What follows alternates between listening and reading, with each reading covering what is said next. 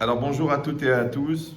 Comme l'a expliqué Marion, 99% des conférences ne sont pas devant un public non juif. Et comme communication c'est communiquer, communiquer c'est commun et commun c'est comme un. Donc si on veut à la fin de la conférence avoir quelque chose en commun, il faut que j'arrive à me mettre dans le contexte dans lequel vous entendez ce que je dis. Et le contexte, c'est fondamental. La preuve, c'est quand on enlève le texte, il reste le... Bon, alors. Donc... Alors en fait, tout ce livre-là que elle vous a présenté, il a été écrit sur la base d'une seule phrase d'un grand sage qui s'appelle le Maharal de Prague, pour ceux qui ont entendu, et qui dit que Kol hachaim zelatzet milakoach el hapoal, toute la vie, c'est passer du potentiel au réel. C'est-à-dire que la définition de la vie, en fait, c'est le fait que quelqu'un y réussisse à ce que son potentiel, son moi intérieur, se réalise à l'extérieur.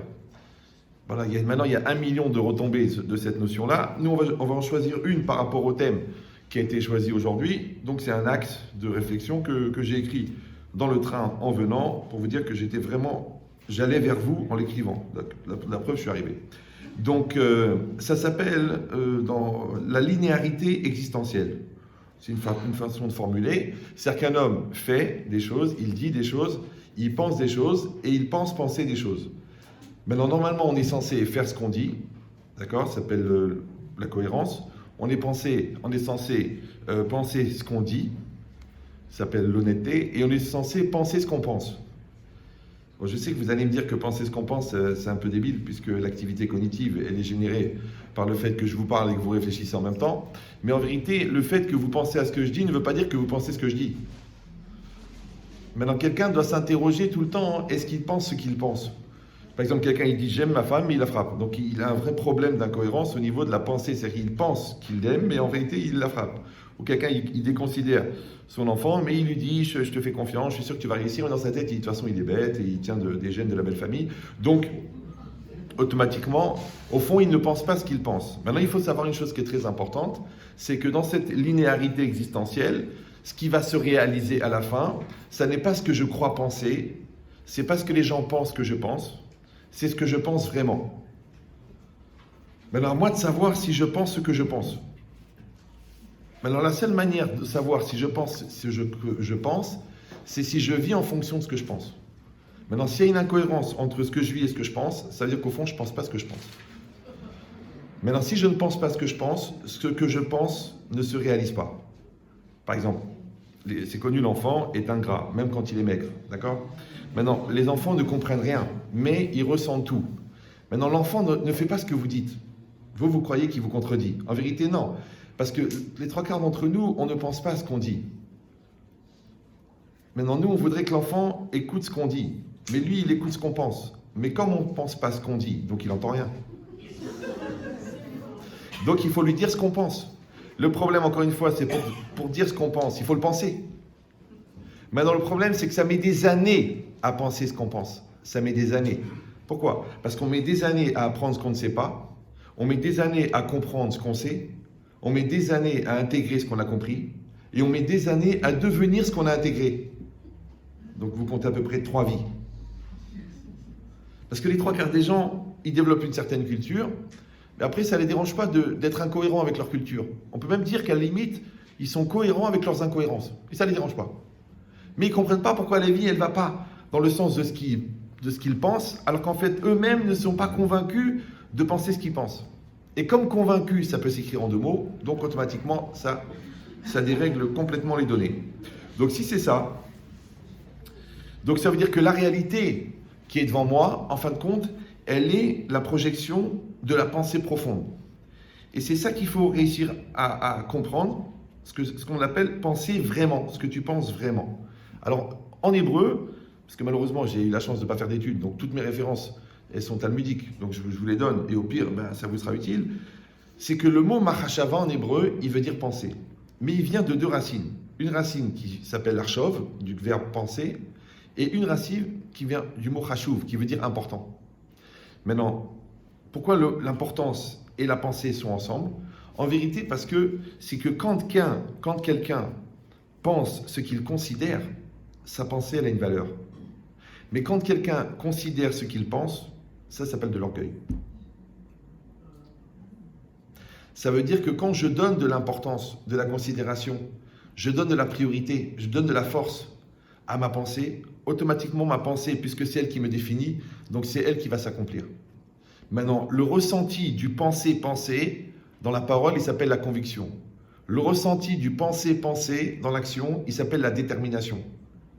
Maintenant, quand je vois que les choses ne se réalisent pas ou que ça ne va pas dans le sens que je veux, mais il faudrait d'abord réfléchir au fond. Pourquoi? Parce que toujours les gens s'interrogent sur ce qu'ils vont trouver dans la vie. Mais en vérité, pour les 3/4 d'entre nous, nous trouvons ce que nous cherchons. D'ailleurs, quand quelqu'un a des problèmes, on dit tu l'as bien cherché. Donc au lieu de se demander qu'est-ce qu'on va trouver, on devrait d'abord se demander qu'est-ce qu'on cherche. Maintenant, celui qui sait ce qu'il cherche, il sait ce qu'il trouve. Puisque ce qu'on trouve, c'est ce qu'on cherche. Donc celui-là, il cherche à avoir la confiance, mais il n'arrête pas de mentir. Ouais. Celui-là, il cherche à avoir des résultats, mais il ne fait pas d'efforts. Celui-là, il cherche à ce que l'autre bouge, se remette en cause, mais lui-même ne se remet pas en cause. Par contre, c'est que tout le monde, que le conjoint, c'est un miroir. Ils appellent ça vulgairement l'amour, mais en vérité, c'est un miroir. Ouais. Donc maintenant, après, l'idée, c'est de dire que pourquoi je m'étonne de ce que je trouve, alors qu'au fond, je ne me suis pas interrogé sur ce que je cherche. Et ce que je cherche, encore une fois, c'est ça la pensée profonde. C'est-à-dire ce que j'ai à l'intérieur de moi, à la source de mon être, ce que moi j'appelle vulgairement l'impulsion d'être, qui est au plus profond de mon moi, peut-être même jusque dans mon subconscient, et qui est à la limite de mon essence, c'est-à-dire de mon âme. Vous avez compris qu'il y a le moi et il y a le moi. Oui, il y a le moi intérieur et il y a le moi extérieur. Mais il y a aussi le rapport que moi, j'entretiens avec mon moi. Parce qu'on est tous un petit peu bipolaires. Puisqu'on a un côté enfant, un côté adulte. On a celui qui est en devenir et celui qui est en statique. On a le moi qu'on montre et le moi qu'on est. Maintenant, on est censé être nous-mêmes, donc les mêmes que nous. Mais ça prend du temps. Parce que vous savez, il y a l'être et il y a le paraître. Maintenant, le paraître, c'est comme un paravent, c'est pour se préparer. C'est comme les coulisses, avant de rentrer en scène. Maintenant, pourquoi le paraître s'appelle paraître? Parce qu'on espère que tu vas finir par être. Mais tu peux aussi finir dans le paraître. Alors maintenant, toute la problématique, c'est que j'ai le moi qui est en rapport avec le moi extérieur qui est en rapport avec le moi intérieur, ce qu'on appelle la psychologie, et le moi extérieur qui est en rapport avec la réalité, ce qu'on appelle la philosophie. Et les deux, ils doivent être développés pour que j'ai cette linéarité existentielle. Si je ne l'ai pas développée, je vais être obligé de compenser. Alors rappelez-vous que la distance entre le moi intérieur et le moi extérieur, s'il n'est pas compensé, s'il n'est pas rempli, il y a un vide. Et ce vide-là, il s'appelle le stress. Parce que qu'est-ce que c'est le stress? Le stress, c'est le malaise développé par la différence entre la personne que je suis et la personne que je suis censé être. Donc si vous avez 30 ans physiquement et 14 ans mentalement, ça va stresser très fort. Très très fort. Ben oui. Parce que même en français, quand on dit être bien dans sa peau, ça veut dire que votre corps psychique, il remplit entièrement votre corps physique. Ça va? Mais si votre corps psychique n'est pas à la taille de votre corps physique, donc le rapport avec la réalité, il va être difficile. Mais en fait, on a deux corps. Enfin, on a dit le moi intérieur et le moi extérieur. Donc le corps du moi psychique, eh ben, c'est le corps physique. Mais le corps du moi extérieur, c'est la réalité. Donc la réalité, c'est mon corps extérieur. Et mon corps, ouais, c'est mon corps de mon moi intérieur. Maintenant, de la même manière que je dois être en accord avec mon corps, et c'est ce que vous étudiez toute la journée, ouais, je dois être aussi en accord avec ma réalité. Maintenant, le problème, c'est que les exigences et les contraintes et les attentes de la réalité ne sont pas les mêmes que les attentes de mon intériorité. Voilà. Donc c'est pour ça qu'il y a des gens qui vont être très très bien dans le professionnel et complètement perdus dans l'émotionnel. Des gens qui vont réussir à gérer 450 employés, mais qui ne vont pas supporter de garder 2 enfants pendant un après-midi. Des gens qui arrivent à gérer des calculs intellectuels extrêmement profonds, mais qui, d'un seul coup, dès qu'on leur parle de sentiments, ils se mettent à pleurer. Comment c'est possible? Comment c'est possible qu'il y ait un tel écart entre ton moi intérieur et ton moi extérieur? Alors en vérité, le problème, encore une fois, par rapport à mes références, parce que je n'ai pas la chance d'avoir les vôtres, en hébreu, le mot ové, il veut dire le présent, mais il veut dire aussi le verbe être. Maintenant, le mot présent en français, il est bizarre, parce que présent, ça veut dire la temporalité du présent, ça veut dire aussi l'état de présent. Là, vous êtes présent. Par exemple, vous êtes présent là? Oui. Oui. Non, moi je suis présent, mais vous êtes présent vous? Oui. Oui. Présent, ça veut dire que vous êtes 100% avec moi. Parce que des fois, votre femme rentre à la maison et dit, écoute chérie, t'es rentrée, mais je te sens pas présent. Elle a dit, mais je suis présent. Il dit, non, mais t'es pas présent. Ouais. Ou alors des fois, les gens, ils font des choses sans avoir la présence d'esprit. Vous savez, les gens ils disent, écoutez, excuse-moi, j'ai pas eu la présence d'esprit. Enfin, quand même, un manque de présence d'esprit de 6 mois avec une autre personne qui s'appelle un adultère, c'est limite un coma médical autorisé. Bah oui, parce que tu peux avoir tu peux perdre la tête une fois, ce qui est arrivé avec Louis XVI, oui, mais tu peux pas perdre la tête pendant 6 mois. Donc le fait de réussir à vivre comme ça, avec ce que moi je pense, la plus grande des pathologies, c'est le manque de présence d'esprit. Bah oui, parce que quand ton esprit n'est pas là, à quoi ça me sert que ton corps soit là? À quoi ça me sert que ton identité soit là? À quoi ça me sert que ta maison elle soit là, puisque ton esprit n'est pas là? Et qu'est-ce que c'est une personne? Un esprit. Donc à chaque fois que quelqu'un va dire, écoute, j'avais pas l'esprit dedans, j'étais pas concentré, j'avais pas toute ma tête, j'étais pris par les événements, j'étais troublé par les sentiments, j'étais emporté par les pressions et parce que j'étais pris par le regard de l'autre. À chaque fois que tu vas pas être présent, tu vas être absent. Et les absents ont toujours tort.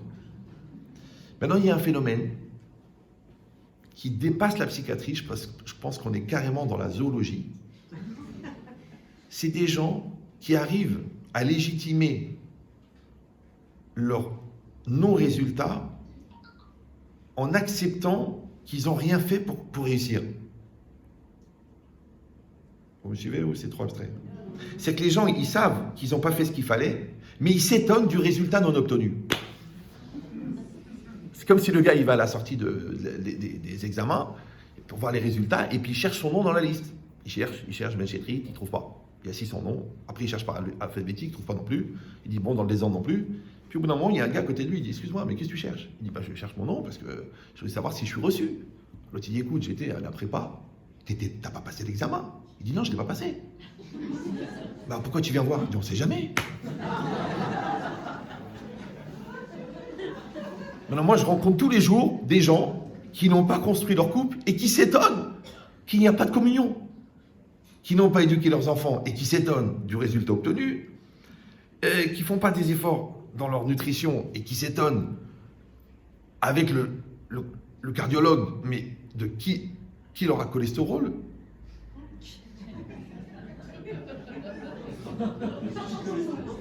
Ça va? Il y a un temps de réactivité. Hein, ça doit être la moyenne d'âge. Non, je rigole. C'est beaucoup plus grave. Donc ça veut dire quoi? Non, ça fait circuler le sang. Hein. Je sais qu'il y en a qui vont s'énerver pour qui il se prend, qu'est-ce qu'il veut, mais c'est pas grave. Ça vous maintient en éveil. Comme ça, à la fin, vous allez me dire, oui, c'est pas normal de parler comme ça. Je dis, mais en tout cas, vous avez suivi jusqu'à la fin pour venir me faire la remarque. C'est bien, c'est ce qu'il fallait. Voilà, comme ça, on est sur la même longueur d'onde. Voilà. Parce qu'entre être intéressé ou être énervé, c'est en fait c'est la même chose, puisque c'est votre système nerveux qui réagit. Donc c'est bien. Ou alors vous attendez la prochaine blague, et là, je me sers de l'acuité intellectuelle que vous allez mettre pour essayer de ne pas rater la prochaine, pour pouvoir augmenter le débit d'idées que je vais mettre dans la minute passée. Ouais, je sais, j'ai oublié d'être bête, mais c'était très jeune. Alors, donc ça veut dire quoi? Ça veut dire que présent, vous avez compris maintenant, c'est une temporalité. Mais présent, c'est aussi un état d'être, parce que vous êtes présent, parce que vous répondez présent. Maintenant, quand on dit que c'est un état d'être, ça veut dire être. Donc, c'est logique en hébreu que le mot être, le verbe être et le mot présent ont c'est le même mot. En vérité, pourquoi? Parce que le présent, c'est d'être. Parce que la temporalité philosophique de la perpétuité du présent, de le considérer comme un présent continu ou comme la perception du non-temps dans le regard humain, ouais, ça change rien, ça c'est de la philosophie. Mais dans la réalité des faits, c'est quoi le présent? C'est d'être présent. Donc en fin de compte, à chaque fois que je ne suis pas présent, je ne vis pas le présent. Or, dans nos textes, on dit que la peur, le stress, l'angoisse gaspillent le présent. Ça veut dire qu'à chaque fois que je crée un espace entre moi et moi-même, d'accord, cet espace ne peut pas rester vide, parce que la nature n'aime pas le vide. Donc cet espace, il se remplit de quelque chose. Et là, il se remplit de quoi? Il se remplit du stress. C'est comme cette bouteille. Vous la voyez? Oui, non. Si vous ne la voyez pas, il faut acheter un chien. Vous la voyez, d'accord. Donc, imaginez cette bouteille, elle est pleine. C'est pas grave. Donc, elle est pleine et elle est neuve. Et c'est marqué dessus 50 centilitres. Donc, elle contient combien? Bon, je vais peut-être baisser le niveau. Je reprends. Donc, j'ai une bouteille de 50 centilitres. Elle est pleine, elle est neuve. Il y a marqué 50. Elle contient combien? 50. Super. Si je vide cette bouteille, d'accord? Vous êtes d'accord avec moi, même si vous n'êtes pas croyant, que cette bouteille dont j'ai enlevé l'eau, elle va se remplir d'air. Alors, maintenant, la question qui se pose, qui a mis l'air? Alors, il y en a qui vont dire, bah, c'est Dieu, parce que Dieu, il s'occupe de tout, donc il met l'air. Il y en a qui vont dire que c'est rien. Qui a mis l'air? C'est rien. Ce qu'on appelle l'air de rien. D'accord? Ouais. Et il y en a qui vont dire, mais non, tu sais qui c'est qui a mis l'air? Celui qui a enlevé l'eau. Moi, c'est la dernière réponse que je préfère. Vous l'avez comprise ou non? Non? Vous n'avez pas compris, c'est dommage. Alors, je vais vous expliquer quelque chose. Marion le sait, je ne pars jamais au premier degré. J'ai arrêté quand j'avais 8 ans. Donc, quand je vous dis que celui qui a mis l'air, c'est celui qui a enlevé l'eau, ça veut dire que celui qui a enlevé la confiance, c'est lui qui a mis le soupçon. Celui qui a enlevé la joie, c'est lui qui a mis la tristesse. Celui qui a enlevé l'activité, c'est lui qui a mis la psychorigidité. Donc, c'est toujours celui qui enlève qui génère ce qui suit.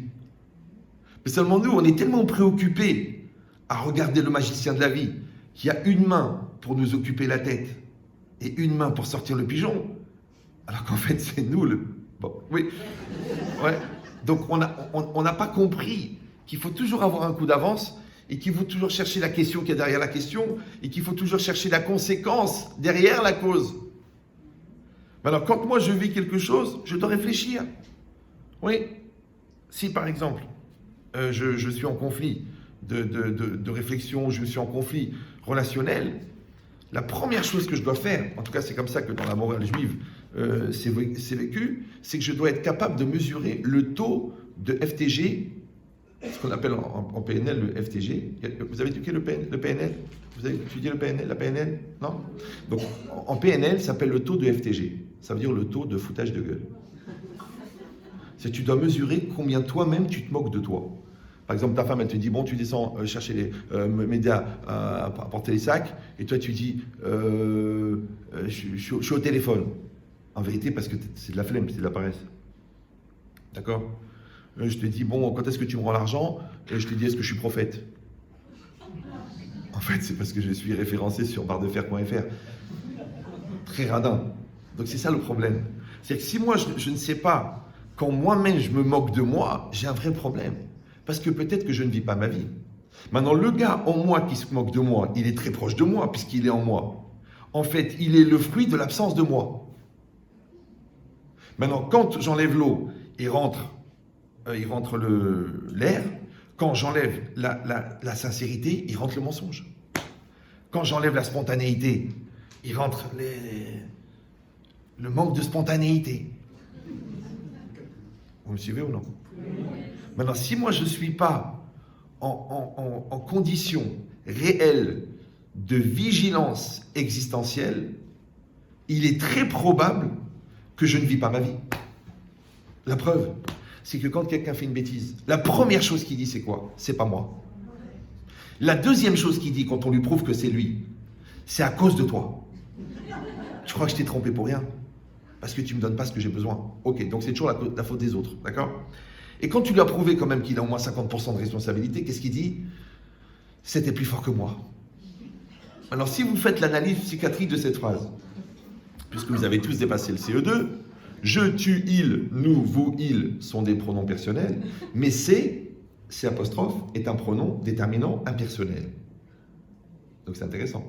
C'était plus fort que moi, moi c'est moi, plus fort que moi, donc c'est un phénomène qu'il y a un truc plus fort que moi, était c'est le verbe, et c'est le sujet. Il y a un truc en moi, impersonnel, qui est plus fort que moi, et qui me fait faire à moi des choses que moi, je refuse de faire. Alors la question est, combien vous êtes là-dedans? et qui j'ai épousé, et qui est mon père. Surtout quand on a un voisin très entreprenant. D'accord ? Donc ça veut dire quoi ? Ça veut dire que si j'ai pas cette vigilance et cette dynamique de construction personnelle, de fabriquer ce moi qui va vivre ma vie, faites attention, hein. Le confort est dangereux parce que dans confort, il y a fort. Maintenant, le canapé moelleux est beaucoup plus attirant que la pente à monter. Vous me suivez ou... Donc faire des efforts, ça sera toujours plus difficile que de se laisser aller. Or, pour devenir intelligent, il faut faire beaucoup d'efforts. Alors que pour devenir bête, il faut rester naturel. Restez calme. Maintenant, je ne parle pas de l'intelligence intellectuelle. Ça, c'est une question de travail et de culture. Moi, je parle de l'intelligence en philosophie qui s'appelle la capacité d'adaptation. Maintenant, être intelligent, c'est être capable de s'adapter. D'ailleurs, on le dit, vivre en bonne intelligence. C'est pas une question de QI. Regardez l'oiseau, il en a 2. QI. Bon. Ouais. Oh là là. Je vois que vous êtes avec moi, c'est très très important. Moi aussi, je ne regrette rien. C'est mon côté Piaf. Donc ça veut dire quoi ? Ça veut dire que l'intelligence, c'est la capacité d'adaptation. Donc vous avez compris que le contraire de l'intelligence, ce qu'on appelle la bonnerie avec une lettre d'écart dans l'alphabet, c'est l'incapacité à s'adapter. Maintenant, c'est quoi l'incapacité à s'adapter ? C'est que la vie, elle a un défaut majeur, c'est qu'elle change.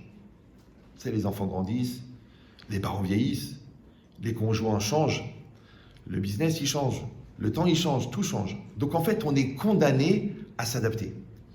Si je ne fais pas l'effort d'adaptation, au bout d'un moment, il y a une distance entre ce que je vis et ce que je suis, puisque je n'ai pas fait l'effort d'adaptation. Et ce décalage, il s'appelle l'immaturité. Et l'immaturité, elle crée le stress, puisqu'on a dit que le stress, c'est le malaise développé par la distance entre la personne que je suis censé être et la personne que je suis. Donc en vérité, je suis générateur personnel de mon propre stress en refusant de m'adapter. C'est pour ça que la psychorigidité est une maladie très grave. C'est un syndrome. Ça s'appelle la remise en cause. Vous connaissez ce principe ? Tout le monde parle français là ? J'aime bien dire ça en Israël. D'accord. Donc c'est quoi la remise en cause ? Je sais que vous comprenez, mais vous savez, on utilise des phrases, mais on n'y réfléchit pas. Si on décompose, la remise en cause. La cause, c'est quoi ? La cause, c'est la loi de causalité. D'accord ? Chaque cause entraîne une conséquence. Ok, c'est la loi de causalité, c'est facile à comprendre. Quand tu vois quelqu'un sortir bien coiffé d'une piscine, tu as compris que c'est un film américain des années 50. D'accord ? Parce que quand quelqu'un est dans une piscine, en général, il sort mouillé. Donc il y a une loi de causalité entre le fait qu'il entre dans la piscine et le fait qu'il sort mouillé. Ok. Ça, c'est la causalité. Après, il y a la mise en cause. C'est quoi la mise en cause ? La mise en cause, c'est que quand vous êtes à l'extérieur et que vous voyez la cause et la conséquence, vous dites « Ah, j'ai compris, le gars il est entièrement brûlé, j'ai compris qu'il a voulu nettoyer le four sans l'éteindre. » D'accord. Donc, je vois le lien entre la cause et la conséquence. Là où c'est plus compliqué, c'est quand la cause elle est chez moi. Maintenant, nous, on appelle ça la croyance. D'accord ? Les autres, ils appellent ça la responsabilité. C'est ça que j'accepte d'être mis en cause. Vous me suivez ou non ? C'est-à-dire qu'à la place de la cause, dans la loi de causalité, on m'a placé moi en cause. Maintenant, il y a un phénomène bizarre, c'est la dimension anxiogène de la mise en cause. Les gens ne supportent pas d'être mis en cause. Mais en fait, quand je te dis que tu es mis en cause, ça veut dire que c'est à cause de toi, mais ça veut dire aussi que c'est grâce à toi, puisque c'est toi la cause. Alors pourquoi tu as pris la dimension anxiogène de la mise en cause, au lieu de dire « Ah si je suis la cause, ça veut dire que je peux réparer le problème, je peux arranger les choses. Je peux prendre les choses en main. » Comment ça se fait que d'être mis en cause, ça dérange ? C'est-à-dire que la nature humaine, elle est tellement d'éviter d'être mis en tant que cause qu'il va chercher toujours à ne pas être en cause, donc il va vivre mal le fait qu'on le met en cause. Ça s'appelle être la cause. En anglais, be cause. D'accord ? C'est pas grave. Non, ça mange pas de pain. En plus, c'est gratuit. Donc, alors, qu'est-ce que c'est la mise en cause ? Vous avez compris ? C'est comme quelqu'un qui parle avec sa femme et dit « Tiens, en fait, sa femme, elle dit « Dis-moi, chérie, tu étais au mariage du tilleul ?» Oui, j'adapte au...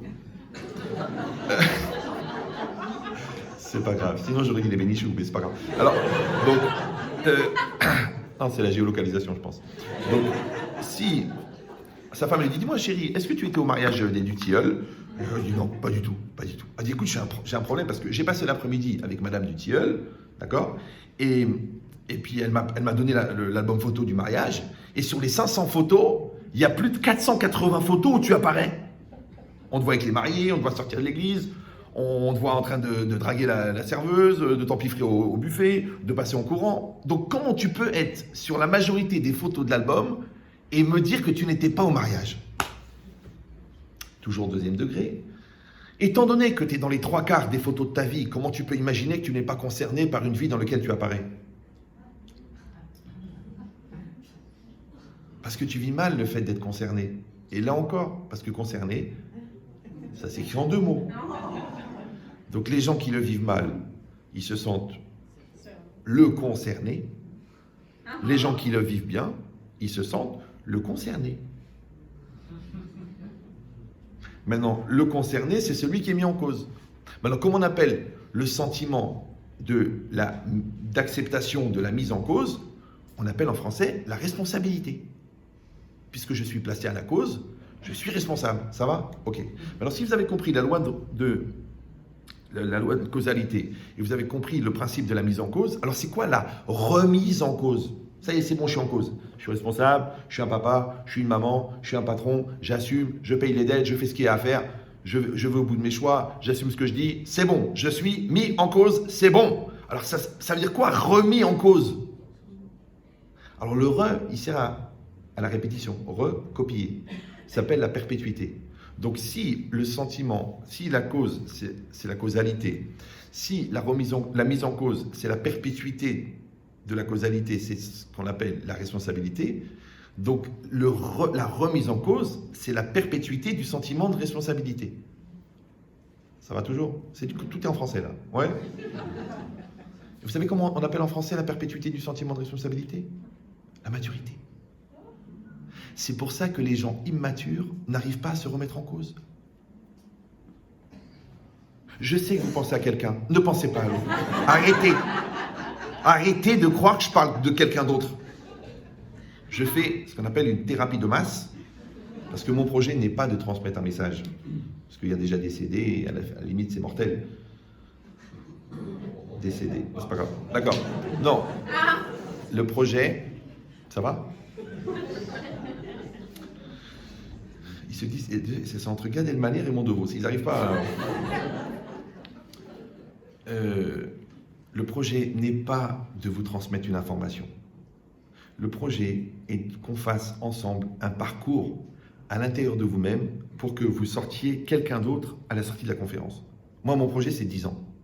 Gagner 10 ans de maturité en 1h30. Non, je le fais. Hein.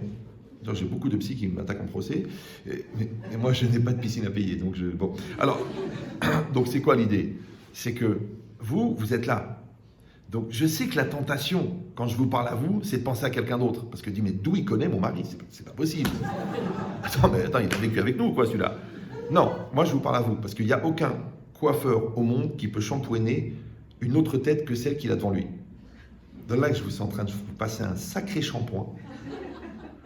Ça remue, ça dérange, mais en même temps, ça fait circuler le sang. Et qui n'a pas plaisir à se faire masser le crâne chevelu? D'accord? Voilà.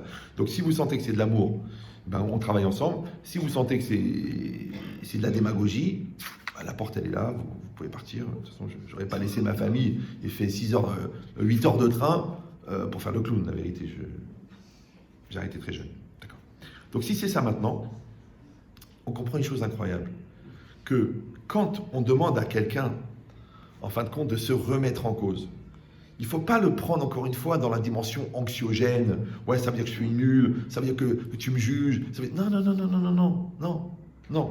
Dans la morale juive, tu n'attends pas que l'autre il te fasse la remarque. C'est toi qui dois te la faire toute la journée. Pourquoi encore une fois? Pas parce qu'on est des anxiogènes et des névrosés. Non, c'est parce que, étant donné que la vie évolue et que l'intelligence c'est de s'adapter, donc on est obligé de se remettre en cause pour être adapté à la nouvelle réalité. Donc si tu réponds présent, si tu as le mot exact, si tu as le geste qu'il faut, si tu as le bon diagnostic en tant que thérapeute, si tu as l'intuition en tant que médecin, si tu as le mot qu'il faut pour tes enfants, Si tu sais accueillir ton mari, ça veut dire quoi? Ça veut dire que tu es dans ta réalité. Mais si tu es en décalé, ouais, si tu es dans le malentendu, si tu es dans la névrose, si tu es dans les stress, si tu es dans le transfert de culpabilité, transfert de responsabilité, et pire encore, je suis obligé de l'inventer tellement le transfert d'existentialité. Ça, c'est des gens qui vous reprochent de ne pas exister à votre place. Moi, des fois, des maris me disent, écoutez, tu as tellement de charisme, tu as tellement de sensibilité, tu as tellement de poésie, tu vas écrire une lettre d'amour à ma femme et je vais la signer, comme ça elle revient à la maison. Je dis, premièrement, je ne peux pas le faire parce que ma femme est inscrite dans un club de tir. Et j'adore la vie. Oui. Non, si vous voyez un point rouge qui apparaît sur votre front, c'est pas que vous êtes devenu soudainement hindou, c'est que vous allez mourir. Ouais, d'accord. Donc, et deuxièmement, c'est qu'elle va tout de suite savoir que c'est pas toi qui l'as écrit, et après je vais avoir des gros problèmes. Donc je préfère que tu l'écrives toi, avec ton cœur. Si tu n'arrives pas, avec tes pieds. D'accord? Donc ça veut dire quoi? Ça veut dire que nous sommes condamnés à nous adapter à la réalité que la vie nous propose. Bon, nous on dit que Dieu nous propose, vous dites si vous n'êtes pas croyant que la vie vous propose, mais ça s'appelle la compatibilité. Même dans la physique quantique, on sait qu'une masse de molécules, elle ne peut exister à un certain endroit que parce qu'elle est compatible avec la masse de molécules qui l'accueille. C'est-à-dire qu'en fait, on est là où on doit être. D'accord? On n'est pas obligé d'être d'accord. Ouais, c'est pas une question de quantité, c'est une question de quantiqué. Ouais, voilà, c'est ça. Donc maintenant, si c'est ça, vous avez compris que si moi, je n'ai pas fait ce travail perpétuel de m'adapter, de grandir, et que c'est mal vécu par moi, parce qu'il y a beaucoup pour qui grandir, c'est souffrir, ouais. Donc, ils vont se battre pour ne pas grandir, ils vont se battre pour éviter, mais c'est impossible de faire autrement. Parce que je vous rappelle que l'épreuve de la vie, ça ne s'écrit pas L''épreuve, ça s'écrit LES preuve. Et qu'une personne éprouvée, c'est pas quelqu'un qui a été conçu dans une éprouvette. C'est une personne qui s'est prouvée à elle-même qu'elle est vivante parce qu'elle a accepté les épreuves. Maintenant, il ne faut pas prendre les épreuves dans le sens des épreuves. Vous savez, les épreuves, on a tous des épreuves. Je le vois le matin, les gars, partir au travail avec leur Magen David, comme ça. Ça s'appelle le chemin de la Magen David. Ça a été repris il y a 2000 ans. Ouais. Regarde chez nous. Ouais, mais l'idée, c'est quoi? C'est qu'on n'est pas dans la souffrance. On est dans la vie. Maintenant, les gens qui souffrent de la vie, c'est les gens qui ont cru que bon, ça veut dire agréable. Bon, ça veut dire appréciable. Bon, ça ne veut pas dire appréciable. Dans la Torah, bon, ça veut dire complet. Maintenant, dans le complet, il y a du bon et du moins bon. Il y a le bon et il y a le nécessaire. Maintenant, chez les gens raisonnables, le nécessaire est bon. Et chez les gens pas raisonnables, le nécessaire est contraignant. Maintenant, si toi, tu t'es habitué au bonbon, donc le double bon, donc tu refuses le mauvais. Maintenant, le fait de manger des bonbons fait que le reste est amer. Donc, je rappelle que la vie, c'est pas un feuilleton de bisounours, que le mari n'a pas que des qualités. Quand vous êtes marié, le maire qui est complètement laïque, donc il n'a aucun message moral, vous a dit vous êtes marié pour le meilleur et pour sa mère. D'accord? Donc, vous voyez que, qui est souvent le pire d'ailleurs, puisqu'il y a le pire et la meilleure, d'accord? Donc ça veut dire quoi? Ça veut dire que tant que vous ne réussirez pas à aimer votre conjoint complètement, vous allez souffrir. Ça s'appelle le contraste. Et les côtés positifs, ils vont faire ressortir les côtés négatifs. Mais si tu dis je t'aime entièrement, oui, c'est comme les grands-mères. Nous, quand on changeait les bébés, on était jeunes mariés, on changeait les bébés. Alors, des fois, le bébé, il a une manière de s'exprimer qui est extrêmement gênant. D'ailleurs, vous le sentez. D'accord? Et nous, on disait à la mamie, oh mamie, c'est dégueulasse. Alors elle disait comme ça, elle disait, moi, ton fils, son caca, je le mange. C'est une expression. Vous avez compris que c'est pas une recette. D'accord? Mais l'idée, c'est quoi? C'est que je t'aime entièrement. D'accord? Donc je t'aime quand t'es maquillée, quand t'es parfaite, et je t'aime quand t'es fatiguée et que t'as vieilli, et je t'aime quand t'as changé, et je t'aime quand t'as raté le plat et quand t'as réussi le plat, et je t'aime quand ça se passe bien et quand ça se passe mal, et je t'aime. Mais si je commence à dire, écoute, je t'aime, mais attention, tri sélectif. Hein. Ah bah oui, on est pour l'écologie ou non, hein. D'accord? Donc tous tes mauvais côtés, bah, tu te les gardes. Non. La laine du matin est une réalité physique. Donc il y a une forme de sacrifice dans le premier bisou qui est proche de l'homicide volontaire. Et tu te dis pourquoi je suis pas morte hier? J'exagère, hein, mais si peu. Donc c'est quoi l'idée? C'est qu'il faut réussir à aimer ce bisou-là. Et il faut aussi aimer la sueur. Et il faut aussi aimer les efforts. Et vous allez dire mieux, il faut même aimer les erreurs. Il faut même aimer les maladresses. Parce que si ces maladresses, elles partent d'une volonté d'amour, c'est pas grave qu'il y ait des maladresses. Mais comme toi, tu es perfectionniste et que tu veux la perfection, et le défaut des perfectionnistes, c'est de voir les imperfections. Du coup, tu deviens laxatif, générateur de transit instantané.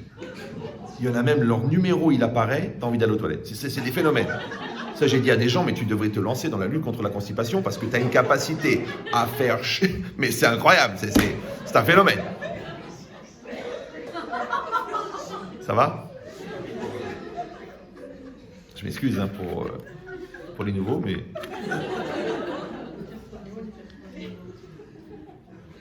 Non, mais encore une fois, ça a l'air comme ça, d'être des jeux de mots et des images et des rigolades. Mais encore une fois, c'est un parcours. C'est-à-dire que celui qui est vraiment celui qui fait, il va se dire, c'est vrai que je suis vraiment... Soi-disant que je suis là pour aider, je suis là pour t'aider à évoluer, je suis là pour te montrer tes défauts pour que tu grandisses. Mais il y a une phrase chez vous qui est très belle. C'est que l'enfer est pavé de bonnes intentions. Alors tes bonnes intentions, Baba, tu te les gardes jusqu'en enfer. J'arrive. Non, je suis recherché. Donc c'est quoi l'idée? Vous avez vu la vitesse de répartie? Il y en a, il m'a demandé c'est quoi la vitesse de la lumière? Je dis regarde ma vitesse de répartie, tu veux comment? Donc maintenant, c'est quoi l'idée? L'idée, c'est de dire que je vais accepter le global, d'accord? Je vais aimer la vie entièrement. Je vais aimer mes enfants entièrement. Je vais aimer mon conjoint entièrement. Je vais aimer mes parents entièrement. Je vais aimer ma belle... Non, là, ça marche pas. D'accord, mais... Je rigole. D'ailleurs, si elle t'aime pas, c'est que c'est toi la bonne. D'accord. Donc c'est quoi l'idée? L'idée, c'est ça. C'est de dire que le moi qui va être 100% adapté à la réalité, ouais, s'appelle le moi extérieur. Le moi qui va être 100% adapté à mon intériorité, s'appelle le moi intérieur. Le problème, c'est que les deux ont des modes de développement qui sont complètement différents. Bah oui, parce que celui de l'extérieur, il a les yeux de l'autre. Celui de l'intérieur ne les a pas. C'est pour ça qu'en hébreu, le mot visage, il se dit panim. Et panim, c'est au pluriel. C'est bizarre. Alors qu'on a un seul visage. Ouais. Mais panim, c'est au pluriel. En vérité, panim, ça veut dire aussi facette. Parce qu'une personne a plusieurs facettes. Tu vois bien qu'il a un comportement à la maison, il a un comportement au travail, il a un comportement très très patient avec les enfants du voisin et très impatient avec les siens, alors que les enfants du voisin sont peut-être les siens. D'accord? Donc, non, il y a des complications dans l'immeuble, c'est très très dur. Donc maintenant, ça veut dire quoi? Ça veut dire qu'on a plusieurs comportements. En psychologie, ça s'appelle le phénomène du caméléon, et d'ailleurs souvent il s'appelle Léon et souvent il est... D'accord? Donc maintenant, si vous comprenez ça, panim, ça veut dire facette, parce qu'on est pluriel. Mais panim, en hébreu, c'est pnim. Et pnim, c'est intérieur. Ça veut dire que normalement, ton visage est censé être le reflet de ton intériorité. Mais la pression extérieure, elle est tellement grande. Et c'est tellement plus simple d'être ce que les gens attendent de toi que d'être toi-même, que ton visage, souvent, il ne va faire que refléter l'extérieur. Or, je rappelle que l'extérieur est pluriel et que toi, tu es singulier. L'extérieur, c'est tout le monde et que toi, tu es quelqu'un. Et quelqu'un, c'est unique. Maintenant, si toi, tu ne développes pas ton côté unique pour être quelqu'un, automatiquement, tu vas être onc. Et onc, on a dit, c'est inadapté. Maintenant, la grande tendance, c'est quoi? C'est d'être comme tout le monde. Vous savez, moi, je suis comme tout le monde, moi, je suis un citoyen du monde, je suis une particule élémentaire dans l'univers, moi, je suis là, je suis pas là, moi, je suis le mouvement, moi, je fais partie du troupeau, moi, je suis la mode, moi, j'attends la vente flash, et j'espère ne pas mourir avant. Non, non, non. Tu dois développer ton côté unique. Maintenant, en développant ton côté unique, tu vas être quelqu'un. Comme tu vas être quelqu'un, tu vas avoir la satisfaction d'être. Or, la satisfaction d'être, c'est ça qui régénère ta personne à l'intérieur. Mais si tu veux pas être quelqu'un et tu veux être comme tout le monde, Soit parce que l'autre il a une très forte personnalité, soit parce que toi-même tu n'as pas développé la confiance en toi, soit parce que tu n'as pas trouvé la démarche ou le chemin pour arriver à passer dans le labyrinthe de la psychologie pour devenir toi-même, soit parce que la pression extérieure elle est énorme, parce que tes parents ils avaient une très forte personnalité et tu as été castré mentalement, moralement, mais tu n'as pas réussi à être toi-même. C'est très très compliqué, parce que 99% des névroses ils viennent de là. Maintenant tu connais le problème, tu connais la solution. Donc qu'est-ce qu'il faut? Il faut que tu te réalises, il faut que tu sois toi-même. Il faut que tu existes. Extérieur, ister, être. Maintenant, quand tu n'arrives pas à exister, qu'est-ce que tu vas faire? Tu vas inister. C'est un mot qui n'est pas dans le dictionnaire. Comme quoi les Français ne veulent pas parler de leurs problèmes majeurs. D'accord? C'est une blague, c'est beaucoup plus sérieux. D'accord? Donc il y a inhiber, mais il n'y a pas inister. Je ne sais pas, exister. D'accord? Ister, c'est quoi le problème? Oui, non? Oui? Non, il faut les deux.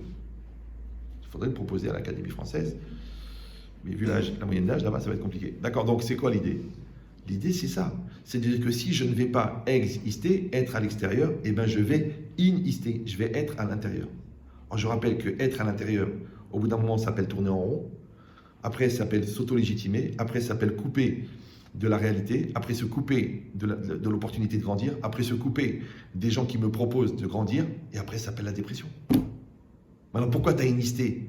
À cause de toutes les pressions que tu subis. Et une pression, ça va. Dépression, ça va pas. Voilà. Maintenant, la capacité à vivre une pression, elle vient du fait que tu es adapté. Mais quand tu es inadapté, parce que si tu as un mental de 14 ans et une épreuve de 30 ans, c'est normal que tu vis l'épreuve de 30 ans comme une pression. Mais si tu as 30 ans et qu'on te propose une question de 30 ans avec une épreuve de 30 ans, eh ben tu réponds une réponse de 30 ans. Maintenant, si tu vois, en t'écoutant parler, c'est ce que j'ai dit tout à l'heure, la vigilance existentielle, qu'à une question de 30 ans, tu réponds une réponse de 15 ans, je ne suis pas au niveau, c'est trop difficile, ça me saoule, c'est ton problème, c'est toi qui es fou, c'est toi qui es folle, va te faire soigner, j'ai pas la tête, on verra plus tard, on en reparle quand on peut, n'aborde pas ce genre de sujet. Donc toutes ces réponses-là, qui sont en fin de compte le dictionnaire de l'absentéisme, des gens qui ne répondent pas jamais présent. Donc c'est pas seulement le mal vécu que ça va entraîner dans le couple, c'est surtout que toutes ces perches qu'on t'a proposées pour exister, tu les as refusées. Donc comme tu n'as pas existé, parce que tu n'as pas sublimé, parce que tu n'as pas surmonté, parce que tu n'as pas assumé, donc tu n'as pas grandi. Mais l'écart entre la personne que tu devrais être et que tu es, il augmente. Donc le stress augmente. On en est déjà au Xanax là. Ah bah oui, ça va vite. Hein. Parce que c'est tellement plus facile de régler chimiquement ce qu'on ne veut pas régler avec sa volonté. Maintenant, nous, dans la tradition, on a un principe, c'est que Dvarim asichilim enam mitachatazman. Les choses de l'esprit ne sont pas soumises au temps. Ça veut dire que l'intériorité de la personne n'est pas soumise au temps. Vous savez, ils essayent de trouver des ordinateurs super rapides, mais ils n'arrivent pas à trouver des ordinateurs qui sont plus rapides que le cerveau. Je ne parle pas de l'utilisation consciente du cerveau, qui correspond à 0,00001% chez Albert Einstein. Donc chez nous, c'est le néant. Ouais. Non, je parle de tout ce que le cerveau fait inconsciemment. Parce qu'il gère les globules blancs, il gère le mouvement, il gère la couleur, il gère les nerfs, il gère le stress, il gère le vécu, il gère la décalcification du genou, il gère l'équilibre. Tout ça, il le fait sans que tu le saches.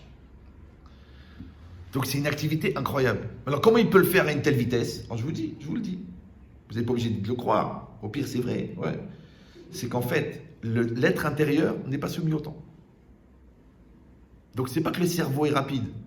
C'est que le cerveau est dans une forme d'intemporalité.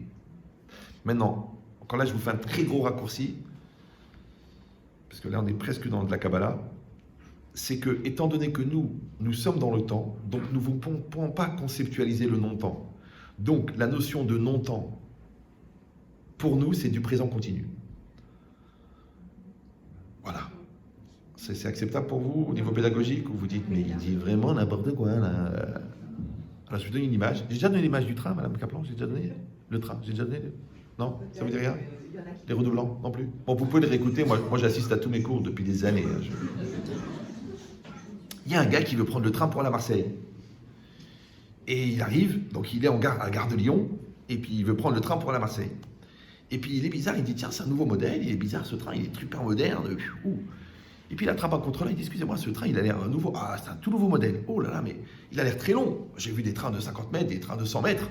Mais il fait combien celui-là? Ah, ce train-là, oh, il fait 1000 km. Il dit, j'ai pas compris. Oui, c'est un train de 1000 km et tous les wagons communiquent les uns avec les autres. Comme un peu dans les trains de banlieue maintenant à Paris, les wagons communiquent, d'accord? Eh ben, ce train-là, tous les wagons communiquent sur 1000 km. Alors le gars, il dit, attendez. Donc la queue du train, elle est à Paris, oui. La tête du train, elle est à Marseille, oui. Il dit, alors si je monte dans le train avant qu'il démarre, je peux marcher dans le train 1000 km, j'arrive à Marseille. Il dit oui. Il dit, mais ça sert à rien. Il dit, pourquoi? Parce que quand vous montez dans le train, puisqu'il est déjà à Marseille, vous êtes déjà à Marseille. Alors le gars il dit, mais attendez, il y a un truc que je comprends pas. Voilà, je rentre dans le train, là. Il est rentré dans le train. Il prend des jumelles très puissantes, il regarde. Et avec ces jumelles très puissantes, qui ont une capacité de voir à 1000 km, il voit le gars dans le premier wagon qui est en train de se gratter le nez. Ce qu'on appelle en psychologie Indiana Jones, c'est-à-dire il cherche quelque chose, mais il n'a toujours pas trouvé. D'accord? Quand il sort du train, il voit les 3 wagons. Il voit 3 à 4 wagons. Quand il rentre dans le train, il voit les 1000 km. Vous me suivez ou non? Toujours au 2e degré. La réalité que je perçois, en vérité, elle est limitée par mes capacités. Donc ce que je vois moi, c'est le présent, ce que je me rappelle du passé et ce que j'anticipe sur l'avenir. Mais quand je suis à l'intérieur de la matière, elle est un. Parce que tout l'univers, vous savez qu'il est un. En fait, c'est un seul objet. Parce que tout est lié par les atomes. Donc si tout l'univers, il est un, donc tout l'univers, c'est un seul objet. Si tout l'univers, c'est un seul objet, c'est un seul endroit. Si c'est un seul endroit, ici et là-bas, c'est la même chose. Ça va toujours? Super. Maintenant, puisque, d'après Albert, le 4e élément, c'est le temps, les 3 dimensions plus le temps. Bon, le 5e élément, vous avez vu le film, mais le 4e élément, c'est le temps. Et que le temps, il fait partie de la matière. Donc, de la manière que la matière, c'est un seul objet, le temps, c'est un seul objet. Donc, il y a un seul temps. Ça s'appelle en français le présent continu. Maintenant, Albert, toujours le même, qui est finalement d'une intelligence relative, il a dit qu'à la vitesse de la lumière, le temps s'arrête. Je dis, mais comment le temps il s'arrête? Le temps il court? Vous avez croisé le temps déjà, vous? Non, en vérité, le temps s'arrête. Ça veut dire que quand nous, on est dans un temps relatif, eh ben, on voit que le temps court, on voit que les aiguilles elles tournent et que les années elles passent et que les enfants ils vieillissent. Mais quand on est dans le temps absolu, donc à l'intérieur du temps, donc si on prend tout l'univers comme un seul objet et comme un seul temps, ça s'appelle un présent continu. D'accord? Maintenant, je viens de vous dire, il y a 2 secondes, et vous avez une capacité d'absorption extraordinaire, c'est que l'intérieur de l'homme est en dehors du temps. C'est un présent continu. Ça veut dire que je contiens mon passé, ça vous êtes notre convaincu, mais en fait, je contiens aussi mon futur. Ça s'appelle la génétique, d'accord? Et le cancer, il est déjà là. Je sais, je prie pour que ça n'arrive pas, je le souhaite aux autres, et à certains notamment, mais je le contiens. Potentiel, il attend juste un petit stress ou alors un calendrier génétique pour se déclencher. C'est comme ça, il ne faut pas avoir peur, dire bon. Donc à l'intérieur de moi, c'est du présent continu. À l'intérieur de la matière, comme à l'intérieur du train, c'est du présent continu. Qu'est-ce que c'est l'intérieur du train? C'est au-delà de la réalité. Donc la réalité, elle est fixée dans le temporel, mais l'intérieur de la réalité est intemporel. Mon corps, lui, il est dans le temporel, mais mon intériorité est intemporelle. Donc la chance que j'ai, c'est que mon extériorité, lui, il est dans la temporalité, mais mon intériorité n'est pas dans la temporalité. Donc, si je vais aller chercher au plus profond de moi, là où le temps s'est arrêté, je peux faire en quelques jours ce que je n'ai pas réussi à faire physiquement en quelques années. Donc, tout va dépendre si je vais vivre avec le temps de mon corps ou je vais vivre avec le temps de mon esprit. D'accord? Et si vous dites, quand même, c'est un peu tiré par les cheveux, comme dirait un chauve, non. Parce qu'on a un enseignement aussi, d'un très grand sage, il dit un truc incroyable. Il dit, si quelqu'un il a vécu un traumatisme très grave quand il avait 8-9 ans, d'accord? Et maintenant il a 39 ans. Et quand il avait 9 ans, le prof, l'instituteur, il a tiré l'oreille, il a fait honte devant tout le monde, il a montré sa copie, il a dit, regardez cette nullité. Et depuis ce jour-là, il a un traumatisme avec les mathématiques. Ça peut arriver, vous comprenez ça, vous êtes concerné par ce genre de problème. Il dit, cet enseignant-là, ce rave, il dit, toi, étant donné qu'à l'intérieur de toi, tu es en présent continu, par ton imagination, tu peux retourner dans cette situation où le prof t'a fait la honte. Et tu peux revivre la situation, mais au lieu de la vivre comme un enfant de 8 ans, qui est complètement dépourvu de défense devant un malade mental qui va le détruire, tu peux le vivre comme un homme de 38 ans, donc vivre l'événement de 8 ans, avec la maturité de 38 ans et détruire tous les séquelles cumulées pendant 30 ans sur la base du fait que tu vis en présent continu. Je ne sais pas si vous me suivez. C'est que tout ce que le psychologue te fait, parle de ton passé, on va en prendre du recul par rapport à ça, essaie de comprendre, trouve des mots, prends du recul, analyse, que ça devient un sujet de conversation, dématérialise, démystifie, enlève la sensibilité. Mais en vérité, qu'est-ce que tu fais? En fait, c'est que tu regardes le problème de l'époque avec la maturité d'aujourd'hui. Eh ben fais-le. Eh ben fais-le. Tu mais c'est pas simple, c'est pas facile, parce que tu sais pas ce que j'ai vécu, tu sais pas toutes les conséquences. Ok, disons que tu as marché dedans quand tu étais jeune. Ok, ça porte bonheur. Mais jusqu'à quand tu vas traîner ça? Tu veux pas qu'on passe à autre chose? Vous savez, nous, on a des gens qui ont perdu 80 personnes de leur famille dans les camps de la mort. Tu crois qu'en sortant, ils n'ont pas créé une famille?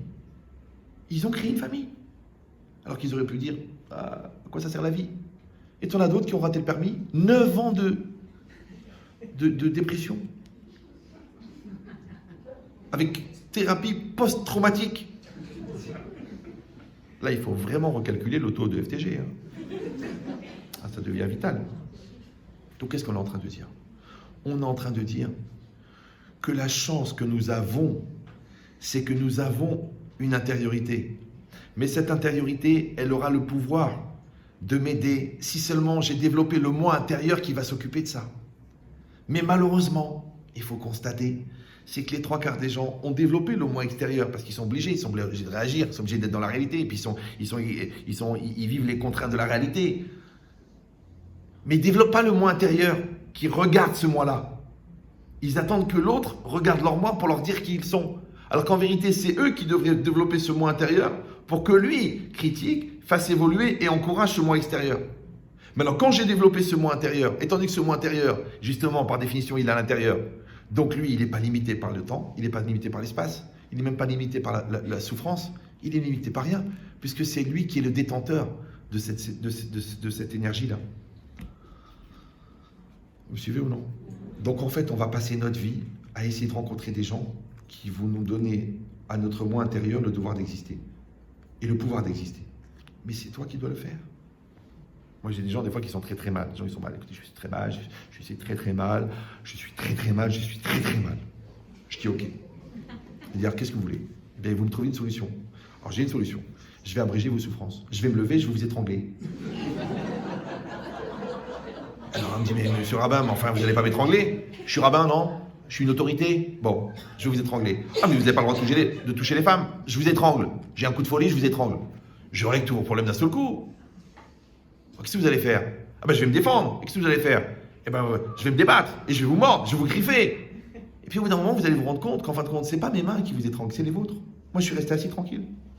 Parce que tout l'argumentaire, j'y arrive pas, c'est trop dur. Vous vous rendez pas compte de tout ce que je vis, tout ce que j'ai vécu. Mais c'est tes mains là, c'est tes mains. Déjà, tu vas commencer par arrêter de t'étrangler. Tu vas les mettre bien à plat là, comme ça. Ouais. Et si vous allez dire oui, mais vous savez pas qui j'ai épousé, vous savez pas ce que j'ai vécu, que c'est pas mes parents. Alors, je rappelle, pour les gens qui n'ont pas encore assisté au cours, que c'est impossible que tu sois victime d'un bourreau qui est en face de toi si tu n'as pas développé en toi un bourreau personnel qui sera le relais des agressions du bourreau extérieur. Donc avant d'être victime du bourreau qui est dehors, tu es déjà victime du bourreau qui est dedans, qui accepte de faire vivre à ta personne intérieure les agressions du bourreau extérieur. Ça va ? Donc si tu veux qu'on parle de la culpabilité du bourreau, il faut absolument qu'on parle de la participation de la victime. Ah ben oui, parce qu'une chose qui arrive une fois, c'est un accident. Mais une chose qui dure 10 ans, c'est un phénomène.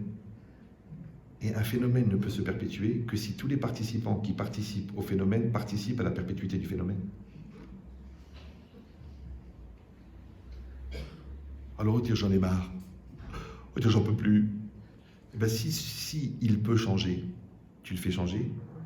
S'il ne peut pas changer, tu te casses. Mais c'est pas si simple. Alors ne te prends plus la tête. Passe à autre chose. Vis ta vie. Sois indépendant. Je rappelle cette phrase de Menchetrit qui a fait beaucoup. Le degré de pénétration des agressions extérieures dépend du vide intérieur. Ah bah oui, Oui, j'ai arrêté de parler pour rien très très jeune. Même les profs, ils me disent, tu veux pas prendre ma place? Je dis, non, chacun son rôle. En plus, je suis pas payé. Donc l'idée, c'est ça. C'est que si moi, je n'ai pas pris en charge le plus tôt possible de remplir ce vide de moi qu'il y a dedans, comme le vide n'existe pas, automatiquement, le vide va se remplir d'autres choses. C'est pour ça que quand je tape dans un rocher, eh ben, la batte de baseball, elle rebondit parce qu'il est plein. Et quand je tape dans un vase, le vase, il explose parce que l'onde de choc, elle rentre à l'intérieur. Donc je ne peux pas être la maîtrise de toutes les agressions que la vie va me proposer, mais je peux fabriquer la personne qui va les accueillir, qui se trouve accessoirement être moi. D'accord? Donc, n'attendez pas la tempête pour fabriquer la digue. Vous me suivez ou non? N'attendez pas d'être cambriolé pour installer l'alarme. N'attendez pas la maladie pour vous demander s'il ne faudrait pas changer quelque chose dans la nutrition. Parce que tous les gens qui habitent Toulouse le savent. C'est souvent Toulouse. C'est pas grave. Ça va? Je m'excuse pour les Toulousains, mais j'aurais pu dire Quimper et tout le monde sait qu'il y a Quimper dans le ciel. D'accord. Donc qu'est-ce que ça veut dire? Ça veut dire que ça fait 56 minutes que vous me subissez. Je sais qu'il y en a qui prient pour que je m'étouffe, mais je vais essayer de terminer à 5 heures. Mais seulement, comme je suis à la page 2, et qu'il y en a 6, et que je vois qu'on n'a pas totalement complété le process de thérapie pour chacun, puisque je mesure le niveau de recul que vous avez par rapport à la réactivité que vous avez. Comme si vous, non. Si vous faites « Oh », je dis « il y a encore beaucoup de boulot ». Si vous faites comme ça, vous dites « on est sur la même longueur d'onde ». Si vous me faites comme ça, je sais que vous refusez de faire le travail. Et si vous me souriez, je sais qu'on s'est compris. Voilà. D'accord ? C'est un métier. Hein. N'essayez pas de copier. Ça ferait de la concurrence. Alors, donc, qu'est-ce qui est marqué ici? Ici, c'est marqué qu'en fin de compte, c'est mon vide de moi qui crée cet espace dans lequel est généré le stress. Maintenant, pour régler ça, on a créé un phénomène extraordinaire qui s'appelle la confiance. Je rappelle que la confiance en latin, c'est confiance avec foi. Et la foi, c'est la capacité à s'investir dans une chose qu'on ne voit pas. Maintenant, il y a deux choses qu'on ne voit pas. Ce qui est au-delà de la réalité, on ne voit pas. Et ce qui est dans notre intériorité, on ne voit pas. Maintenant, gérer l'invisible qui est en moi s'appelle la confiance en soi. Et gérer l'invisible qui est au-delà de la nature s'appelle la confiance en Dieu. Maintenant, pour les croyants, ça s'appelle la confiance en Dieu. Pour les gens qui ne croient pas en Dieu, ils doivent absolument mettre en place une perception qu'il y a une énergie puissante, positive et volontaire que le monde soit pour le bien. S'ils ne le font pas, parce qu'ils sont athées, c'est-à-dire qu'ils sont en fait ignorants puisqu'ils n'ont même pas fini l'alphabet. Donc, au-delà du fait qu'ils vont rater une très très grosse partie de la vie, parce que moi je rigole toujours avec les scientifiques, parce que les scientifiques, ils disent moi je ne crois que ce que je vois, n'est vrai que ce qui est démontrable, mais ça ne veut rien dire. Puisque une activité bizarre dans un certain endroit à l'époque, ça s'appelait de la sorcellerie. Aujourd'hui, ça s'appelle la radioactivité. Donc tu vois bien que la connaissance, elle évolue. Maintenant, si tu te contentes et tu te limites à penser que ce qui est vrai, c'est que ce que tu comprends, étant donné que tu comprends peu de choses, donc tout est faux. Alors c'est quoi la démarche? La démarche, c'est que ce que tu comprends, et c'est une obligation dans la religion, c'est que tu dois pousser le plus loin possible le rationnel, mais quand tu arrives au bout du rationnel, il faut avoir la émouna. La émouna, c'est la confiance, la croyance. Pourquoi il faut la croyance? Puisque de toute façon, il n'y a pas de preuve. D'après toi, nous, grâce à Dieu, on a des preuves, on est tranquille, on dort la nuit. Mais c'est parce que la capacité à accepter l'incompréhensible fait que tu as accès un jour à l'incompréhensible. Mais quand tu es dans le refus psychiatrique, psychorigide de l'incompréhensible, l'incompréhensible ne pourra jamais se révéler à toi puisque, a priori, tu le refuses. Vous me suivez ou non? C'est comme si, par exemple, tu es convaincu que cet enfant, il fonctionne comme ça. Mais en fait, tu ne l'as pas compris. Parce que toi, tu crois qu'il est comme toi. Comme toi, tu es un intello, toi, tu es sûr qu'il est intello. Alors, tu lui offres des livres, tu l'invites à des expositions. Mais lui, il est manuel, lui. Lui, il aime bien couper du bois, pétrir la pâte, toucher le ciment. Et toi, tu ne comprends pas. Tu te dis, mais qu'est-ce qu'il est bête, mais qu'est-ce qu'il est idiot, mais il rate sa vie. Mais en fait, toi, tu penses à sa place. Tu te mets à sa place. Maintenant, c'est dommage, parce que si tu l'avais accepté tel qu'il est, ça veut dire que tu avais eu foi en lui, tu aurais pu comprendre qui il était. Mais comme tu as voulu lui imposer ce que toi tu étais, donc c'est pour ça que tu ne le comprends pas. Donc ta psychorigidité à refuser sa différence fait que tu n'as pas accès à sa personne. La preuve, il te le dit sur ton lit de mort, de toute façon tu ne m'as jamais compris. Alors moi j'ai pris un exemple par rapport à deux personnes, parce que même dans une personne, il y a un côté invisible. Dans un couple, il y a toujours un côté invisible. Dans l'avenir, il y a un côté invisible. Dans la religion, il y a un côté invisible. Dans la science, il y a un côté invisible. Dans la philosophie, il y a un côté invisible. Dans la psychologie, il y a un côté invisible. Tout le monde sait que la psychologie n'est pas une science exacte. D'accord ? Bon, les gens qui, avec trois symptômes, ils arrivent à m'expliquer pourquoi le gars il fait pipi au lit. Je dis, attends, il y a quand même un milliard de diagnostics possibles. Il était juste retenu, parce que son père, il lui parlait durement avant de dormir, et comme il n'a pas ressenti la chaleur de son père, donc il se l'est fabriqué artificiellement. Je sais que c'est un peu court, mais il y en a, ça les suffit, hein, ils sont même payés pour ça. Donc ça veut dire quoi? Non, ça veut dire que la vie est compliquée. D'accord? Encore une fois, je dis, je répète, et ça c'est un grand enseignement. C'est que ce que je peux comprendre, je dois le comprendre. Ce que je ne peux pas comprendre, je dois accepter que je ne le comprends pas. Et c'est pas grave. Mais quand je le refuse de ne pas comprendre, automatiquement, je me crée un barrage qui fait que même le jour où il y aurait une potentialité de révélation, qui vienne de manière rationnelle ou irrationnelle, qui vienne par un éclairage, ou qui vienne par une autre personne, ou qui vient par un événement, ou qui vient par une souffrance, ou qui vient par un bonheur, mais moi, je ne pourrais pas y avoir accès, puisque je me suis bloqué sur ce que je ne comprends pas. Ça s'appelle l'ouverture d'esprit. Ou la grandeur d'âme, comme vous voulez. Oui, voilà. Alors quand tu es dans cet esprit-là, et bien, de la même manière, ça s'appelle la confiance, c'est ça la foi. D'accord? Donc c'est pour ça que même quelqu'un d'athée, il doit avoir la foi. Parce que tu as au moins la foi dans l'avenir. Moi je vois des gens qui me disent je ne suis pas croyant. Je dis c'est impossible que tu ne sois pas croyant. Il m'a dit pourquoi? Parce que le fait que tu n'es pas croyant, déjà ça tu y crois. Il me dit non, tu joues sur les mots. Pas du tout, pas du tout. Moi, j'ai arrêté de jouer sur le mot très très jeune. Par exemple, tu dors le soir. Pourquoi tu ranges tes affaires pour le lendemain? Parce que tu crois que tu vas te réveiller. Peut-être tu vas mourir. Tu entames des longues études, mais peut-être tu seras mort avant. Tu te maries, mais peut-être tu vas te divorcer dans les 18 mois à venir. Tu fais des enfants, mais tu sais ce qui se passe sur les autoroutes tous les jours. Donc tu vois bien que tu es croyant. Ah oui, mais je parlais pas de ça, je croyais de croire en Dieu. Oh, ils sont fatigants. Mais en mathématiques, il y a un point A, c'est là où tu es. Il y a un point B, c'est là où tu situes la réalité. Entre deux points, on peut faire passer une droite. Jusqu'où elle va la droite? Plus l'infini. Alors au lieu de faire l'orgueilleux, d'arrêter la droite là où tu conçois, continue la droite. Vous me suivez ou non? Continue la droite. C'est pareil. Toi tu dis je comprends cette personne, je la comprends. Tu sais quoi? Continue la droite. Laisse-la s'exprimer. Toi, tu crois que tu as compris la vie? Laisse-la s'exprimer. Il y a un phénomène qui te stresse, qui t'angoisse, qui te choque. Laisse la vie faire. Peut-être dans 10 ans, la vie, elle va t'expliquer ce qui s'est passé. Parce qu'aujourd'hui, tu la regardes avec tes yeux de 18 ans. Mais quand tu auras 34 ans, tu diras « Ah, j'ai compris ». Donc en fait, c'est quoi la souffrance d'un homme que toute sa vie, il a dit « Je sais, je sais, je sais ». Tu sais c'est quoi? C'est qu'un jour, il va dire « Si j'avais su ». Alors arrête de dire je sais, arrête de figer les choses, arrête de poser, parce que vous savez, quand on pose un problème, c'est comme quand on pose un avion. Quand tu poses un avion, c'est 260 tonnes, c'est très compliqué à faire bouger, il faut le tirer. Mais quand l'avion il est en l'air, tu mets un petit coup sur le volant, je sais pas quoi là, le manche, hop, tu sais que tu es en train de déplacer 260 tonnes, hop, fais-toi un kiff. Hop, ouais, c'est facile de déplacer un avion quand il est en l'air, donc c'est facile de régler un problème quand il est en mouvement. Mais le problème, quand il n'est plus en mouvement, parce que tu l'as posé, tu as posé le problème, il ne décolle plus. Parce qu'il est posé. Et rappelez-vous que les avions, malgré la puissance, malgré l'autonomie, n'ont pas de marche arrière.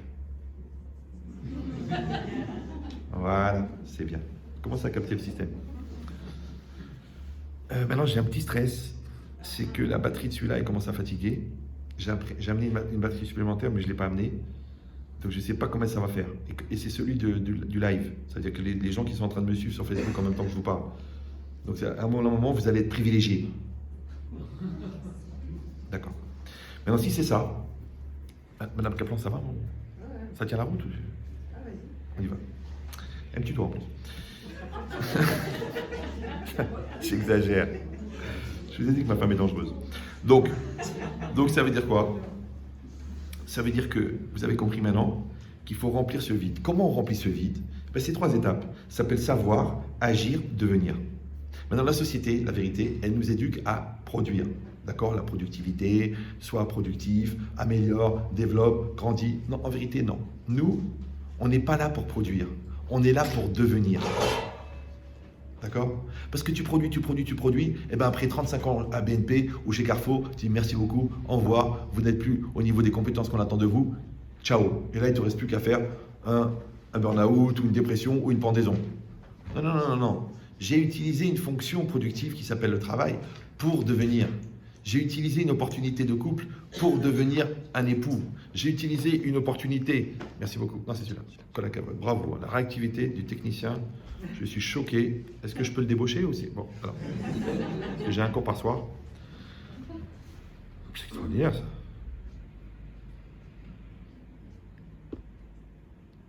Évidemment, c'est l'éternel problème de l'équilibre. Voilà. Donc, de quoi je parlais? Voilà. C'est-à-dire que le but, c'est de devenir. Ouais. Or, comment on devient? En faisant. C'est-à-dire que vous faites médecine, vous devenez médecin. Maintenant, le nombre de gens qui font médecine et qui ne deviennent pas médecins, c'est effroyable. Parce qu'un médecin, c'est quelqu'un qui a développé l'instinct du diagnostic. Donc, si quelqu'un n'a pas l'instinct du diagnostic, ça veut dire qu'il vous donne 74 médicaments en vous disant que peut-être un vous soignera si les autres ne vous tuent pas. Ça, c'est pas un médecin. Ça, c'est juste une annexe des pompes funèbres. D'accord? Non. Une fois, j'avais un problème de cholestérol. Alors, un médecin, il m'a dit, écoute, je lui ai dit, mais regarde, j'ai un copain médecin, et j'ai dit, écoute, on m'a proposé celui-là ou celui-là. Qu'est-ce que t'en penses? Il m'a dit, écoute, celui-là, il va détruire l'estomac et celui-là, il va détruire le cœur. Il m'a dit, choisis ta mort. Moi, c'est juste pour éliminer le cholestérol, c'est tout. Je dis, bon, non, c'est compliqué. C'est que le mec qui ne soigne pas, il kiffe pour 85 ans. Celui qui soigne, il meurt à 92, 88. Mais il ne kiffe pas. Donc, c'est quoi l'idée? C'est très, très important. C'est que j'ai compris que le but n'est pas de produire. Le but est de devenir. Maintenant, devenir, ça ne peut pas passer autrement que par l'action. Pourquoi? Parce qu'il y a un phénomène qui s'appelle l'expérience. Dans ce phénomène, on a dit que je dois appliquer l'existence. Existence, c'est être à l'extérieur. Maintenant, quand dans un espace d'expérience, je vais développer l'existence, la résonance de l'existence dans l'expérience s'appelle la maturité. Vous me suivez ou non? J'ai une épreuve par rapport à l'honnêteté. Je connais le principe de l'honnêteté. J'ai une épreuve par rapport à l'honnêteté. Quand je vais être honnête, en vérité, je vais devenir ce que je suis censé être. Je suis passé à l'honnêteté culturelle, à l'honnêteté nature. C'est pareil, on est marié. On est marié. T'es marié, je suis marié. On est marié. À la synagogue, à l'église, on est marié. Ok. Après, les nerfs, les stress, les mal-être, les peurs, le loyer, l'angoisse, le caractère, le physique, l'intimité, en fait, ce sont des exercices de mariage. En fait, je deviens marié par le mariage. Maintenant, quand vous voyez des gens qu'après 30 ans de mariage, ils se lèvent un matin et disent « Écoute, c'est fini, je ne ressens plus rien », je dis « Mais c'est pas possible. C'est pas possible qu'en 30 ans, on ne s'est pas marié. » Et l'inverse, les gens ils disent le contraire. Ils disent « Mais Rabbi Chetri, je comprends pas, mais ça fait quand même 30 ans. » Je dis « Tu sais, si je mets cette bouteille sur cette table pendant 30 ans, elle ne va pas faire des petites badois. » Pourquoi? Parce qu'il ne faut pas confondre cohabiter et coexister. Maintenant, quand j'ai coexisté, c'est-à-dire j'ai changé pour toi, tu as changé pour moi. Donc toi, tu as été une opportunité pour moi de devenir un époux. Comme moi, j'ai été une opportunité pour toi de devenir une épouse. Nos enfants, ils ont été une opportunité pour nous de devenir des parents. Mais pour devenir parents, c'est pas quand on s'occupe de nos enfants une fois par an. C'est tous les jours 24-24. Maintenant, quand tu t'occupes de tes enfants 24-24, tes enfants deviennent une opportunité de devenir parents. Maintenant, tu peux pratiquer la parentalité en rentrant à la maison, en payant le loyer, en faisant les devoirs, en tirant l'oreille, en disant je suis fier de toi, mais ne rien travailler personnellement. Vous me suivez ou non? Donc là aussi, tu vas cohabiter avec tes enfants. Tu peux cohabiter avec ton travail. Tu peux même cohabiter avec ton corps. Tu peux même cohabiter avec la maladie. La preuve, tu es diabétique, tu manges des bonbons en cachette. Mais t'es nul ou quoi? Oh écoute, ça va, il me saoule, le truc, le mec qui mange, la dose, ainsi de suite. Mais t'as pas compris que les gens qui abusent de la matérialité représente le sucre, ouais, et le foie représente la foi. Donc tu vois bien que les déséquilibres de la foi viennent de l'abus de matérialité. Maintenant, comme toi, tu n'as pas géré ton abus de matérialité, parce que tu n'as pas su te fixer une ligne, on a été obligé de te fixer une ligne à ton insu. Ça s'appelle l'insuline. D'accord? Donc c'est quoi l'idée? C'est qu'à chaque fois que tu ne veux pas être responsable de ta réalité, on t'impose une réalité. Comme quand tu prends le sens interdit, c'est comme si tu as dit aux flics, arrêtez-moi. Quand tu prends l'excès de vitesse, ne dis pas, oh comment ça se fait qu'on m'a attrapé. Tu devrais dire, mais comment ça se fait que j'ai mis la vie des autres en danger? Maintenant, tant que tu es dans cette logique-là, d'étranger de ta vie, de gamin, d'enfant, de réaction infantile, que ça soit avec ton corps, avec l'autre, avec Dieu, avec la réalité, tu ne peux pas évoluer. Puisque tu n'as toujours pas compris que la vie, c'est une opportunité de devenir. C'est pour ça que le livre, il s'appelle Une invitation à être. C'est pas parce que c'est joli. C'est parce que la personne, elle doit se donner les moyens d'être. Parce que le pire qui peut arriver dans la vie, c'est quoi? C'est de jamais avoir été soi-même. Imagine, tu meurs, juste avant de mourir, tu te retournes. Tu dis, en fin de compte, ma femme, elle n'est pas épanouie. Mes enfants, ils ne sont pas construits. Mes dettes ne sont pas payées. Mes parents, j'ai jamais pu dialoguer avec eux. Le bon Dieu, toute ma vie, je me suis posé la question, oui, non, oui, non, oui, non. Mais t'es con, quoi. Mais c'est ça un CON. Un CON, c'est les gens qui attendent le dernier moment pour se poser les vraies questions. Ce qu'on appelle le phénomène du dentifrice. C'est-à-dire qu'il faut appuyer dessus pour que ça sorte. Surtout les gens qui sont restés longtemps avec la gueule ouverte. Du coup, ça a séché. Ouais, il faut appuyer fort pour que ça sorte. Et le jour où ça sort, ils en mettent partout. Parce que moi, faut pas me pousser à bout, moi. Moi, tu me pousses à bout, je casse tout. Écoute, mon amour, ce que je voudrais, c'est que tu l'ouvres et tu la fermes à bon escient, avec un rythme existentiel équilibré qu'on appelle la sérénité. La zénatitude. Mais toi, tu peux pas, toi. Parce que comme tu gères pas le gars à l'intérieur, le nerveux, la souffrance, la tyrannie, les nerfs, alors tu es tout le temps pris dans des sentiments controversés. Nous, on appelle ça le mauvais penchant. Ouais. L'autre, il appelle la névrose mal gérée. Ça change rien. Bah oui. Donc c'est quoi l'idée? C'est que si moi, j'ai pas construit un moi assez fort pour remplir mon espace intérieur et être en maîtrise de mon flux existentiel, le vrai problème, c'est que je vais pas vivre ma vie. Ne la vivant pas, donc je vais pas devenir la personne que je suis censé être. Et comme la joie, c'est la satisfaction d'être, donc je n'ai pas la satisfaction d'être. Quand je n'ai pas la satisfaction d'être, eh ben je ne suis pas joyeux. Quand je ne suis pas joyeux, je suis triste. Quand je suis triste, j'ai deux solutions. Soit je me remets en cause, soit je légitimise. Si je légitimise ma tristesse, les trois quarts des autres, qu'est-ce qu'ils font? Ils accusent l'autre de leur tristesse. Alors qu'en vérité, la tristesse, c'est un rapport immature avec une réalité. Et le bonheur, c'est quoi? C'est un rapport mature avec une réalité. Maintenant, que ta réalité soit belle ou soit moche, quand tu l'assumes, elle devient bonheur. Et ta réalité, qu'elle soit belle ou moche, quand tu ne l'assumes pas, elle devient tristesse. Puisque la tristesse, oui, c'est le rapport immature que tu entretiens avec la réalité. Moi, les gens me disent, mais pourquoi vous faites jamais la gueule? Je dis, parce que je n'ai pas le temps.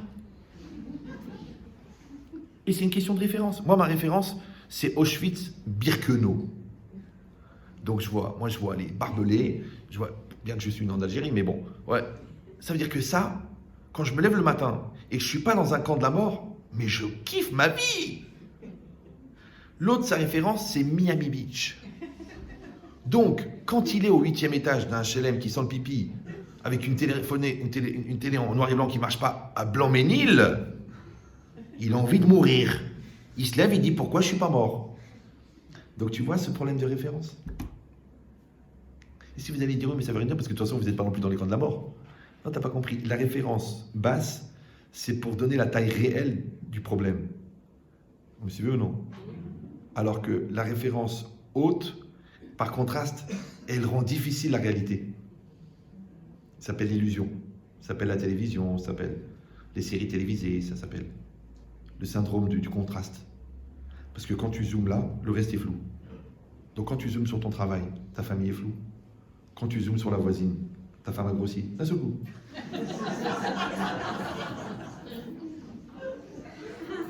Quand tu zoomes sur la voiture des autres, la tienne elle est moche. Donc arrête de zoomer ailleurs, arrête. Maintenant comment on fait pour ne pas faire de contraste? Vous avez déjà pris une photo avec un appareil analogique? Pas numérique? Eh ben, parce qu'aujourd'hui c'est difficile parce qu'il y a les autofocus, mais il faut bien prononcer le S.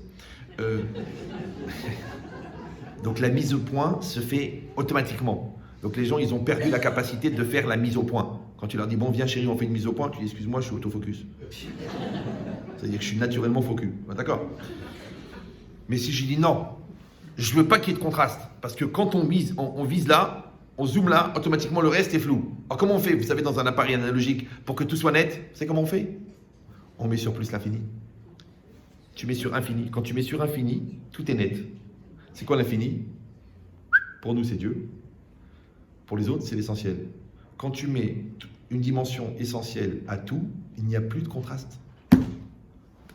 Comme il n'y a plus de contraste, il n'y a plus de comparaison. Quand il n'y a plus de comparaison, il n'y a plus d'arrêt d'amour, puisqu'ils disent que l'amour s'arrête là où la comparaison commence. Ah, on est en train de faire du boulot, là. Au moins 1 an de thérapie avec votre thérapeute de couple, là. En 1h30, c'est de la folie. Surtout quand vous rentrez à la maison, ne réglez pas les comptes. Parce que je vois chacun en train de ramasser les arguments pour dire, attends. Parce que je vois pendant, vous me regardez, après vous le regardez, vous dites.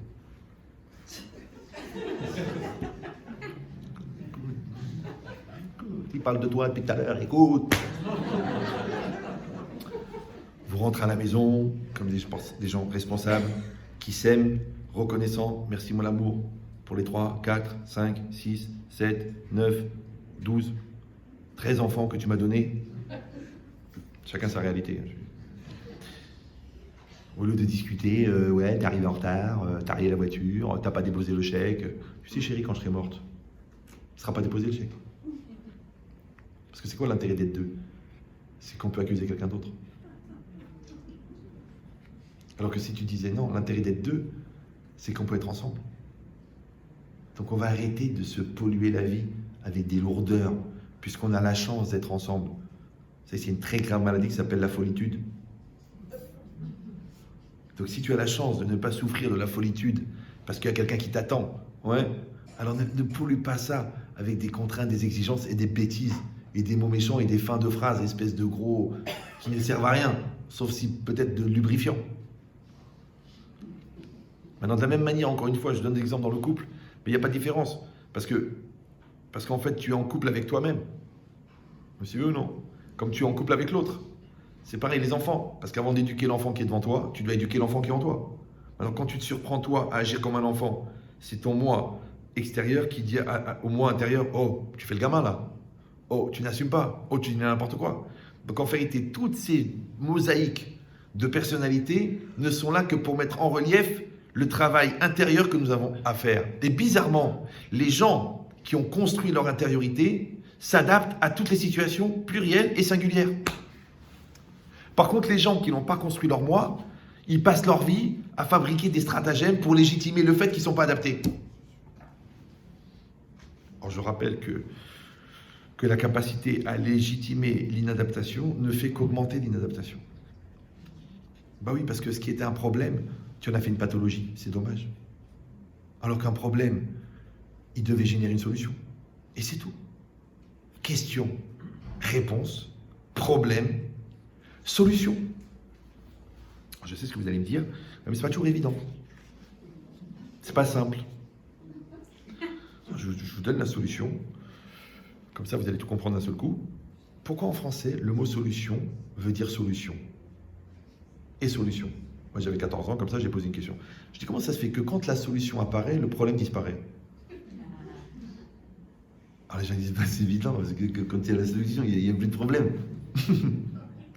Toi, tu as quitté ton troupeau il y a peu de temps. Non, c'est vrai, parce que sous prétexte que le bonheur est dans le pré, donc du coup, au bout de la prairie, il a fait une petite maison. Il a épousé Marguerite parce que la première fois qu'il l'a vue, il a dit, oh la vache. D'accord? Non. Je repose la question. Comment ça se fait que quand la solution apparaît, le problème disparaît? Alors là, vous réfléchissez, vous dites pas de bêtises. Donc vous dites, je ne sais pas, je vous explique pourquoi. C'est très simple. La preuve que c'est faux, c'est que les gens, ils ont des problèmes. On leur donne des solutions. Ils gardent les problèmes et les solutions. Vous savez que les 3/4 des gens qui ont des problèmes connaissent la solution. La preuve, c'est que quand quelqu'un d'autre a le même problème, il leur donne la solution. Donc ça ne sert à rien de dire, je ne sais pas, puisqu'au fond, tu sais pour les autres et pas pour toi. Ah, tu dis, oui, mais c'est pas le même problème. Ben, c'est normal, parce que chez l'autre, c'est étranger, puisque tu es étranger à l'autre. Mais chez toi, tu peux pas parce que tu n'es pas étranger à toi. Donc pour être proche de soi, il faudrait accepter d'être étranger de soi. Bah oui, parce que quand ton problème il est imprégné d'émotions, tu n'arrives pas à réfléchir. Par contre, chez l'autre, il n'est pas imprégné d'émotions, parce que c'est son problème. Donc il est seulement vécu intellectuellement. Maintenant, si tu étais capable de vivre intellectuellement le problème qui te détruit émotionnellement, déjà, tu pourrais devenir raisonnable. C'est pour ça que quand quelqu'un n'arrive pas à faire quelque chose, ou ne veut pas faire quelque chose, ou se comporte d'une manière bizarre, et que vous lui demandez pourquoi, et qu'il vous donne une raison, il ou elle, posez toujours la question. C'est une raison ou un prétexte? C'est une raison. C'est pas un prétexte. Non, non, non, c'est une raison. Ah bon, super, ok, bon, c'est normal, t'es mature, t'es adulte, c'est une raison, d'accord. Après tu lui dis, mais dis-moi, tu sais quelle est la différence entre une raison et un prétexte? Bah, je parle français, hein, écoute, ça va, je suis prof de français, hein, ouais, ok. Ok, bah, tu sais quoi, je vais me permettre quand même de t'expliquer, c'est qu'une raison est raisonnable, mais un prétexte n'est pas raisonnable. Donc si tu vois que ta raison n'est pas raisonnable, c'est que c'est un prétexte. Et la preuve que c'est un prétexte, c'est que quand je te dis, bah explique-toi, mets des mots dessus, eh ben écoute, j'ai pas envie, puis ça me saoule, puis j'ai pas envie de réfléchir, et puis je sais pas pourquoi. Voilà, je sais pas. Voilà, là maintenant, là je veux pas parler, là je veux pas avancer, là je veux pas partir en vacances, là je veux pas m'adapter, là voilà, je veux pas. Donc c'est un prétexte. Non, c'est une raison. Quelle raison? Voilà. Vous avez tout compris. Maintenant, pour être raisonnable, il faut être doté de raison. La raison, c'est le gars à l'intérieur qui regarde l'autre agir et qui lui dit, c'est pas raisonnable ce que tu fais. Alors, chez nous, ça s'appelle la crainte de Dieu. Chez d'autres, ça s'appelle la conscience. Chez d'autres, ça s'appelle l'intellect. Mais à un moment ou à un autre, il va falloir créer un truc qui s'occupe de toi. Vous savez, nous, on met la kippa, la calotte. Pourquoi? Pour jamais oublier qu'on a Dieu au-dessus de la tête. Toujours. Ouais, c'est gênant des fois, c'est pas évident. Les gens te regardent, pourquoi qu'est-ce que chacun il s'assume, hein. Ils mettent un turban, l'autre ils sont des réincarnations de poulets, les Iroquois. Oh, d'accord. Chacun son truc.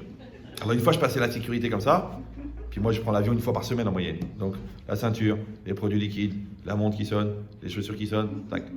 Le gars, c'était un nouveau, il me dit, monsieur, enlevez la calotte. Je dis, je l'enlève pas. Il me court après, il me dit, monsieur, je vous dis de l'enlever, vous l'enlevez, je suis assermenté, je suis chargé de la sécurité, moi j'avance, et je passe et ça sonne pas. À la fin il me dit, viens voir, il me dit, écoutez, je vous ai dit de vous arrêter, d'enlever la calotte, vous devez l'enlever. Je dis, je l'enlève pas. Il me dit, mais pourquoi vous ne l'enlevez pas? Je dis, bah, c'est pour se protéger ce qui est en dessous. Ah bon? Et qu'est-ce qu'il y a en dessous? Je dis, ce que vous n'avez pas.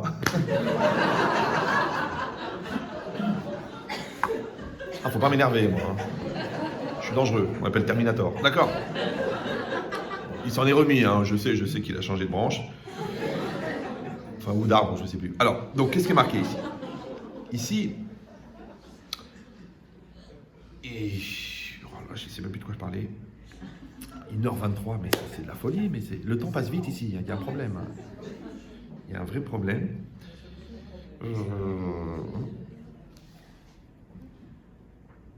Voilà, alors maintenant, on a dit que pour remplir le moi, il y a un mode d'action, c'est de devenir. Maintenant, le problème, on a dit qu'on ne peut pas devenir sans faire. Alors, je vous donne la clé. À chaque fois que vous allez faire quelque chose, n'importe quoi, vous allez faire à manger à votre mari, ou vous allez avoir une bonne discussion ensemble, ou vous allez aller au bout de votre projet au niveau du travail, ou vous allez ne pas craquer devant le patron qui vous dit, tiens, chérie, mademoiselle, passez un coup de ménage, alors que tu es ingénieur. Tu dis, attends, oui, qu'est-ce qu'il veut celui-là? Ouais.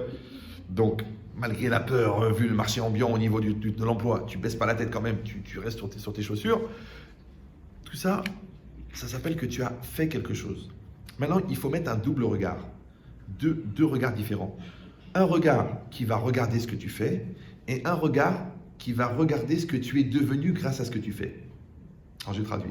Si l'enfant, par exemple, il a fait une grosse bêtise, d'accord? Donc, il a essayé de rentrer une aiguille à tricoter dans l'œil de son frère.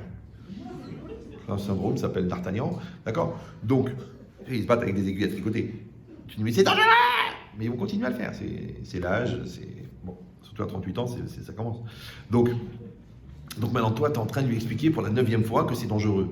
Maintenant, ce que tu fais avec lui, c'est de l'éducation.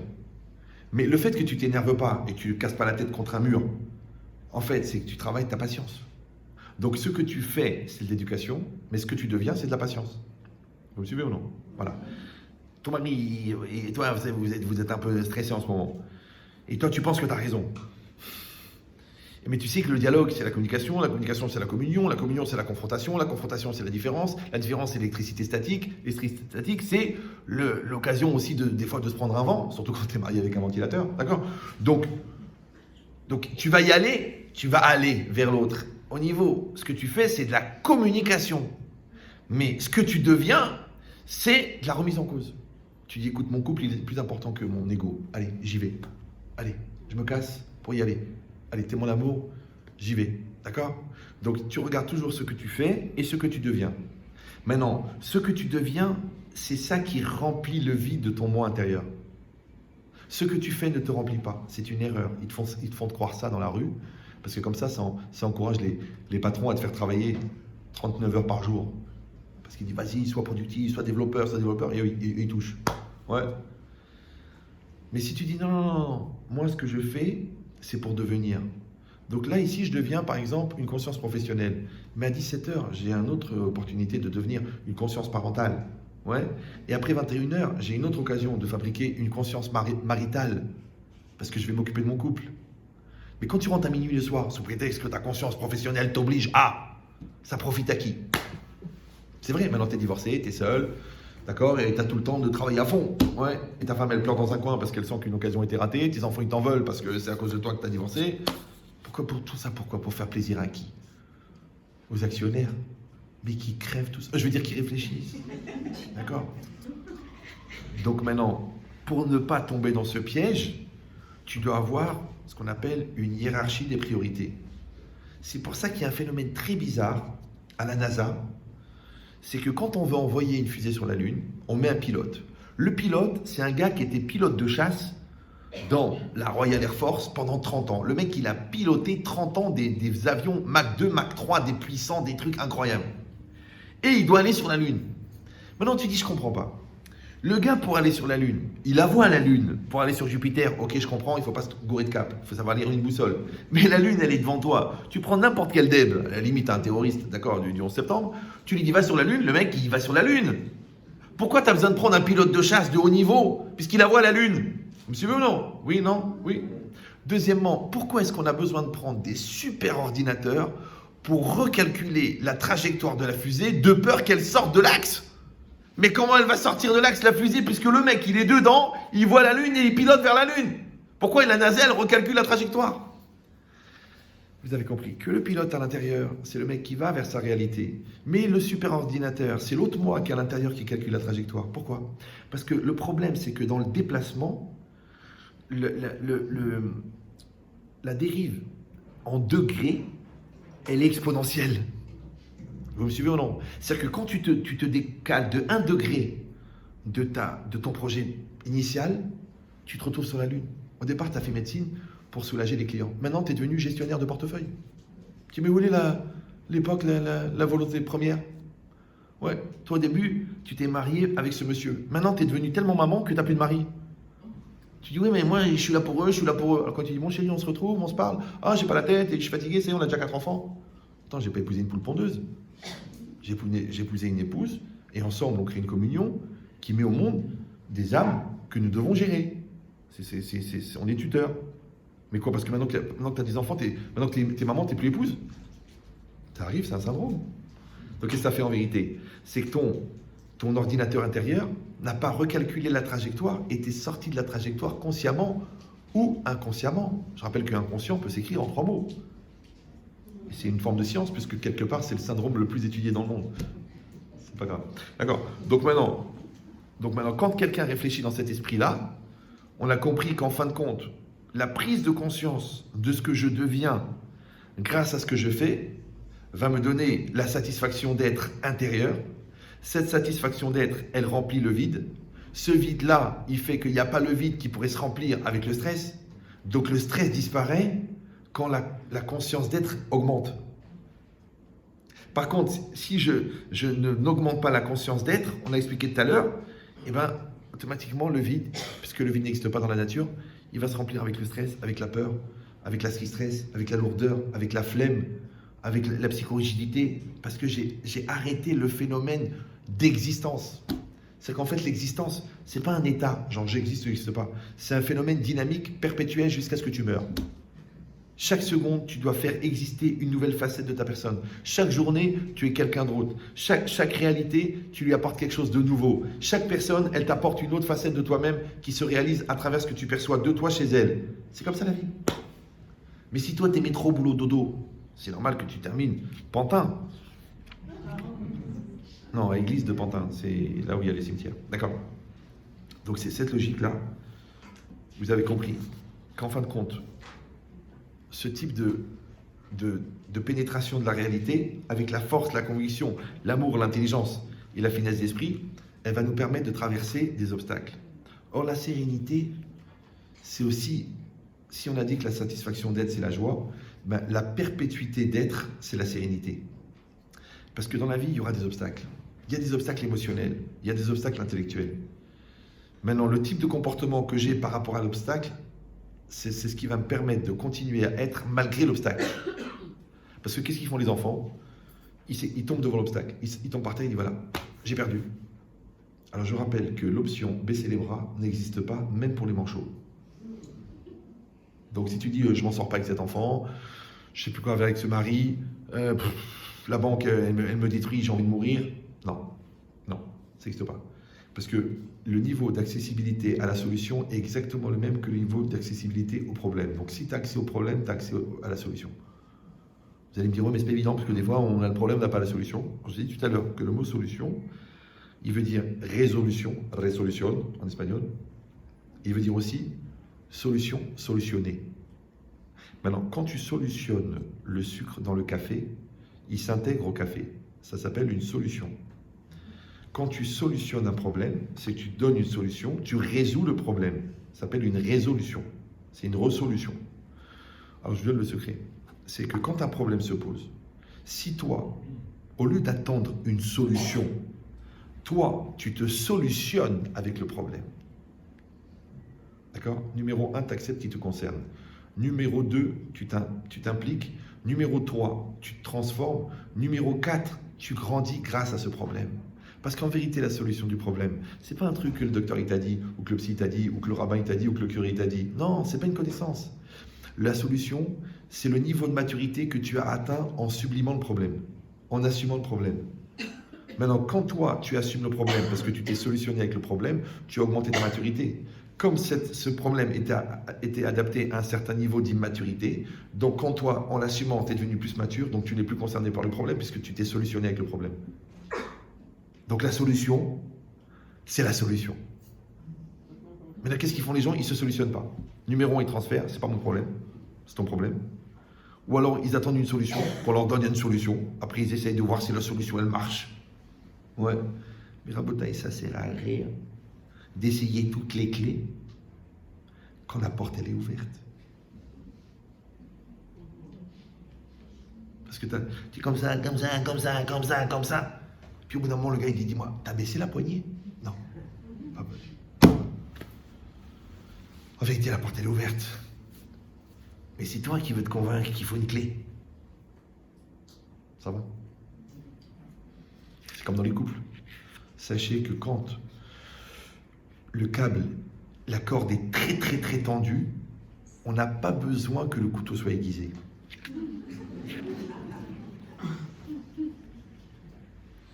Donc quand le couple est très tendu, ouais, t'as pas besoin des vrais problèmes pour tout casser.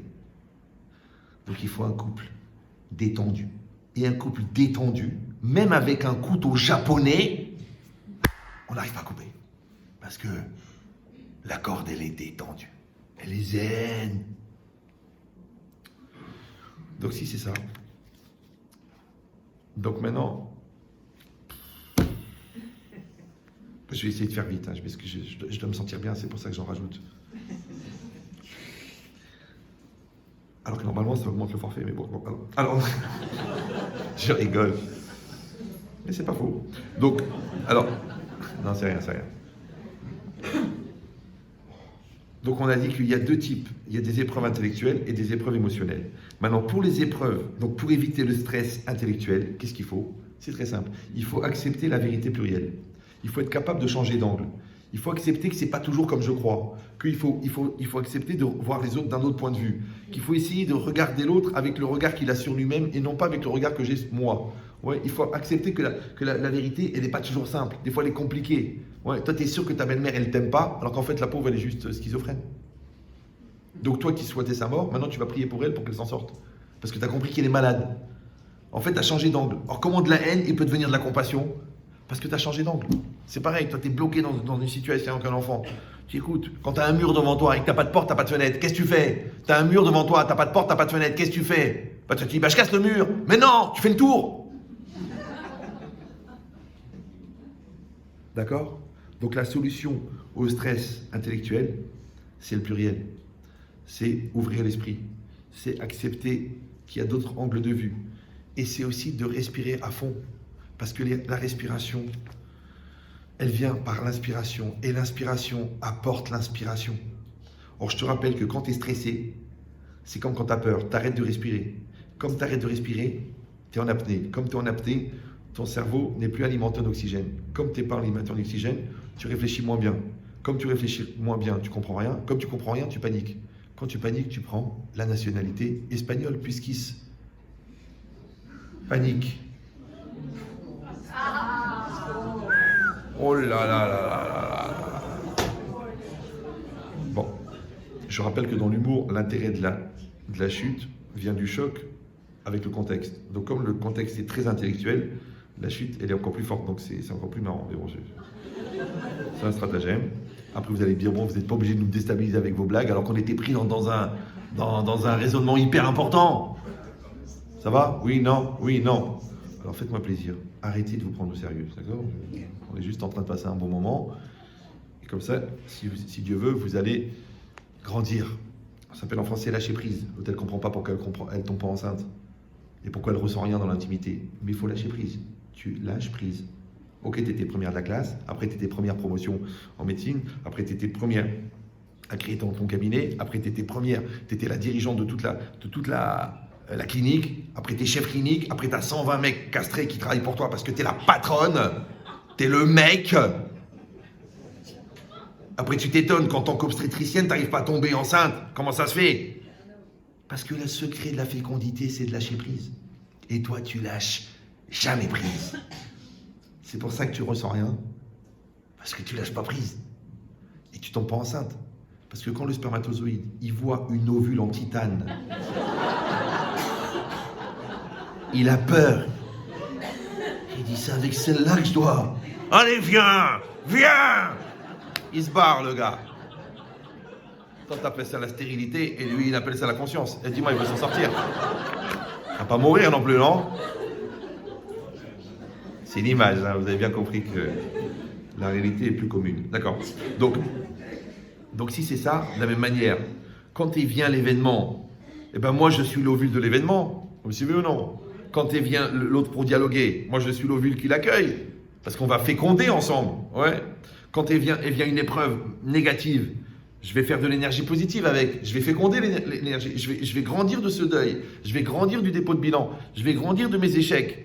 Et à plus forte raison, je vais grandir de mes bonheurs. Je vais grandir de mes joies. Je vais grandir de mon dialogue. Je vais grandir de la différence. Mais ça, c'est si je suis prêt à féconder. Et pour féconder, il faut lâcher prise. Donc, il faut arrêter de se prendre au sérieux. Alors moi, je suis très, très impliqué, très, très conscient, très cartésien et très cool. Parce qu'il faut être cool. Rappelez-vous que les cuirasses, c'est fait pour protéger les gens fragiles. Hein. Les gens solides n'ont pas besoin de carapace, puisqu'ils sont solides. Donc si c'est ça maintenant, ça c'était pour le stress intellectuel. Pour le stress émotionnel, d'accord, ça c'est une autre démarche. C'est que malgré quelle que soit la réalité, il faut que je réussisse à l'intérieur de moi à créer un espace qui ne bouge jamais. Vous me suivez ou non? C'est comme la température. Vous savez qu'à l'intérieur, vous êtes à 37,2. D'accord? C'est très dangereux de baisser ce 37,2. Maintenant, vous avez 36, 32, 49, ouais, 42. Vous avez 30, 33, c'est dangereux. Maintenant, quand vous êtes dans une pièce à 35 degrés et que vous sortez dehors à moins 4, qu'est-ce qui se passe? Vous avez des frissons. Mais qu'est-ce que c'est les frissons? Ça s'appelle une réaction épidermique. Épidermique, par définition, veut dire que ça se passe au niveau de l'épiderme. L'épiderme, ça représente physiquement mon moi extérieur psychologique. Maintenant, mon moi extérieur, lui, il est soumis à la réalité qui change et qui bouge. Mais mon moi intérieur, il ne doit pas bouger. Quand ils viennent des émotions, d'accord, une déception, un mal-être, une vexation, ok, au niveau de l'épiderme, je dois réagir. Je ne peux pas dire il ne s'est rien passé, il ne se passe rien, je suis un surhomme, je suis une surfemme, je suis Wonder Woman. Non, je suis vexé, c'est difficile, c'est dur. Mais ça ne doit pas rentrer à l'intérieur. Vous me suivez ou non? Parce que quand les gens me disent, vous savez, grave, on me dit que je m'énerve. Mais vous savez pourquoi je m'énerve? Pourquoi je suis nerveuse? Parce qu'on m'énerve. Moi, j'ai toujours la même réponse. Comment c'est possible que l'autre, il t'énerve? Il y a la peau, il y a les muscles, la chair, il y a les os, le squelette, et dans le squelette, il y a le système nerveux. La peau, c'est la dignité. Les muscles, c'est les valeurs morales, les qualités morales. Le squelette, c'est la structure mentale. Et la moelle épinière, c'est le système nerveux. Comment quelqu'un de l'extérieur, il peut toucher mon système nerveux? Ça veut dire que je n'ai pas de dignité, je n'ai pas de maîtrise de morale, et je n'ai pas de structure mentale. Vous me suivez ou non? Parce que toi, tu énerves moi. Toi, Jen, moi, Tarzan. Donc, dans tu m'énerves, le M apostrophe, c'est moi. Mais toi, tu crois que tu vas rentrer chez moi. Si toi, tu me poses une question et tu me déstabilises, je ne vais pas être gêné que tu m'as posé une mauvaise question, une question qui me déstabilise. Je vais réfléchir comment ça se fait que je n'ai pas la réponse à la question. Si chez moi, la question, c'est pas chez toi. Vous me suivez ou non? Donc, quand l'autre, il m'énerve, je ne dis pas, oh, il me casse les... Non! Je réfléchis, je dis, mais comment ça se fait que je suis tellement fragile qu'un gamin de 14 ans, regarde, écoute-toi parler, il me met hors de moi. Mais c'est très intéressant, ça. Parce que quand tu es en toi, je sais où tu es, mais quand tu es hors de toi, tu es où? Oh, il m'a mis hors de moi, il m'a mis hors de moi, il m'a mis hors de moi. Personne ne te met hors de toi. Tu sais pourquoi? Parce que tu es dans toi. Mais si tu n'es pas vraiment fixé en toi, et que tu es tout le temps en train de chercher dans le regard de l'autre qui tu es toi, donc tu vas passer d'un toi à cause du moi de l'autre. Tu dis, je sais qui je suis que je suis une femme, je sais que je suis une épouse, je sais que je suis une maman. J'ai un mari qui m'aime, je suis clair dans mes choix, je travaille de manière professionnelle, je fais ce que j'ai à faire. Maintenant, si le patron il me déstabilise en me disant ouais, c'est pas exactement ce que j'attendais, c'est normal parce qu'il a peur que tu puisses envisager de lui demander une augmentation. Donc il te déstabilise. D'accord? Si ton mari il est en train de te faire des critiques ou quoi, c'est parce que il n'a pas compris que l'ego c'est moins important que le couple. Parce que pour créer un amour commun, il faut détruire deux amours propres. Il n'a toujours pas compris, il est encore dans la guerre de la maternelle. D'accord? C'est pareil pour le mari. Moi, j'ai pris un exemple au féminin, mais c'est pareil au masculin. Si toi, tu es en conflit avec ton enfant, c'est-à-dire que tu n'as pas compris que les 30 ans que vous avez de différence, c'est justement pour faire que tu as plus de recul que lui. Mais si tu te mets dans un état pareil, quand lui te met dans un état pareil, c'est-à-dire que vous avez le même âge. Alors comment tu peux avoir 14 ans à 44 ans? Donc vous avez compris que la sérénité, en vérité, c'est que je dois avoir un référent. Le référent, c'est juste au-dessus de l'évêque, d'accord? C'est pas grave. Je dois avoir un référent. Et ce référent, d'accord, c'est la personne que je suis devenue. Et celui-là, il ne change jamais. Il fait beau, il fait pas beau. Il pleut, il neige. On m'insulte, on me détruit, on me casse, on m'encourage, on me dit des compliments. Celui-là, il bouge pas. Parce que si toi, tu es en fonction des fluctuations de ce qu'on te propose d'être, donc tu deviens un accro-dépendant, par exemple, aux compliments, ouais, et l'autre, comme il le sait, il devient un trafiquant au marché noir de ton droit d'exister. Ce qu'on appelle le chantage émotionnel. Mais sache que la force du fort, c'est la faiblesse du faible.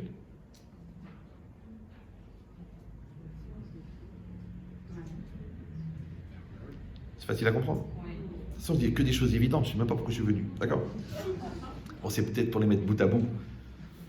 Et que pour que vous arrêtiez de penser que ça concerne que l'autre. D'accord. Donc si c'est ça maintenant, en fait vous avez compris que si je suis touché, et c'est normal que je sois touché, et à la limite c'est naturel que je sois touché, c'est parce que ça touche ma nature. Ma nature, c'est ma superficie. Ma superficie, c'est ma superficialité.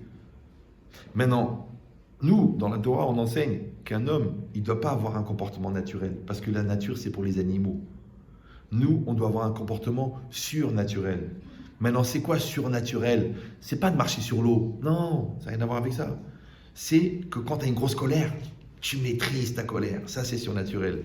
Quand tu as raison, tu laisses quand même l'autre parler. Ça, c'est surnaturel. Quand tu as un enfant que tu sens qu'il a une souffrance, ne lui dis pas ferme-la et prends sur toi. Parce que tu sais qu'il a besoin de vomir. Parce que s'il vomit dehors, ça salit le tapis. Mais s'il vomit dedans, ça prépare le suicide. Mais dans cette capacité-là, qui n'est pas naturelle, elle est surnaturelle.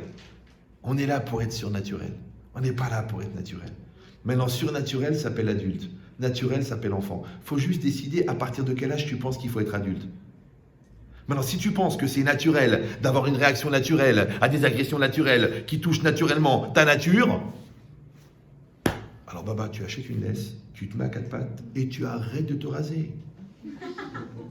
Puisque toi-même, tu es conscient que tu as une vie de chien. Tu as chienne de vie. Tu dis non, non, nous ne sommes pas la fin du cycle animal. Je sais qu'on veut absolument nous dire qu'on descend du singe. Nous, on ne pense pas qu'on descend du singe. Ceux qui pensent qu'ils descendent du singe, moi j'ai de la peine pour leur famille, parce que si vraiment ils pensent qu'ils descendent du singe, on ne descend pas du singe. Ouais. Le monde, il a été créé pour être à la disposition de l'homme. Et l'homme, il a été fait à l'image de Dieu. Maintenant, si tu n'es pas croyant, l'homme, il a une dimension supérieure qui n'a rien à voir. C'est pour ça que c'est le seul être doté de la parole. Et la parole, c'est le signe de la présence de l'âme. Maintenant, si tu ne penses pas à l'âme, tu penses à l'essence de l'être. Maintenant, je comprends qu'on peut s'attacher à un chien et qu'on peut même le faire hériter d'un hôtel et de l'emmener chez un psychologue et de lui parler parce que lui, il m'écoute. Et je suis conscient que je ne peux pas nier l'existence de 30 millions d'amis. Vu qu'il y a déjà 60 millions de consommateurs. Mais il faudrait quand même décider qu'une personne, qu'un animal n'est pas une personne. Parce qu'à force de penser que les animaux sont des personnes, on finit par penser que les personnes sont des animaux. Alors je vous rappelle, je parle toujours des hommes parce que moi je suis un homme, hein. Donc je suis en autocritique personnelle, qu'un homme, il met des années à comprendre que sa femme n'est pas un objet. La preuve, même les philosophes, ils ont renoncé, ils l'appellent l'objet du désir.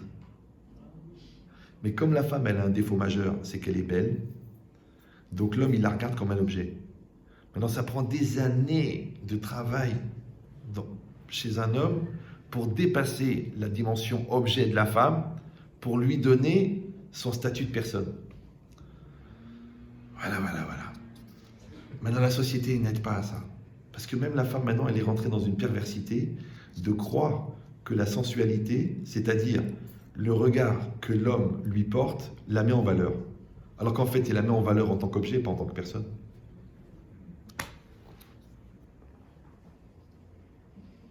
Donc il faut lutter contre la nature qui fait que je regarde ma femme comme un objet.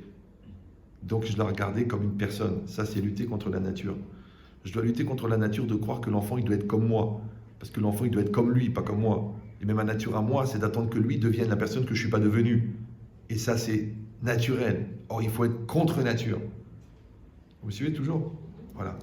Maintenant, quand moi-même, je vais aller contre ma nature à moi, parce que je veux grandir, ma nature, elle est paresseuse, je vais être fort. Ma nature, elle est peureuse, je vais être courageux. Ma nature, elle est bête, je vais devenir intelligent. Ma nature, elle est plutôt philosophique, je vais travailler les mathématiques. Ma nature, elle est dans la matérialité, et ben je vais mettre de la spiritualité. Je vais le faire, je vais être contre nature.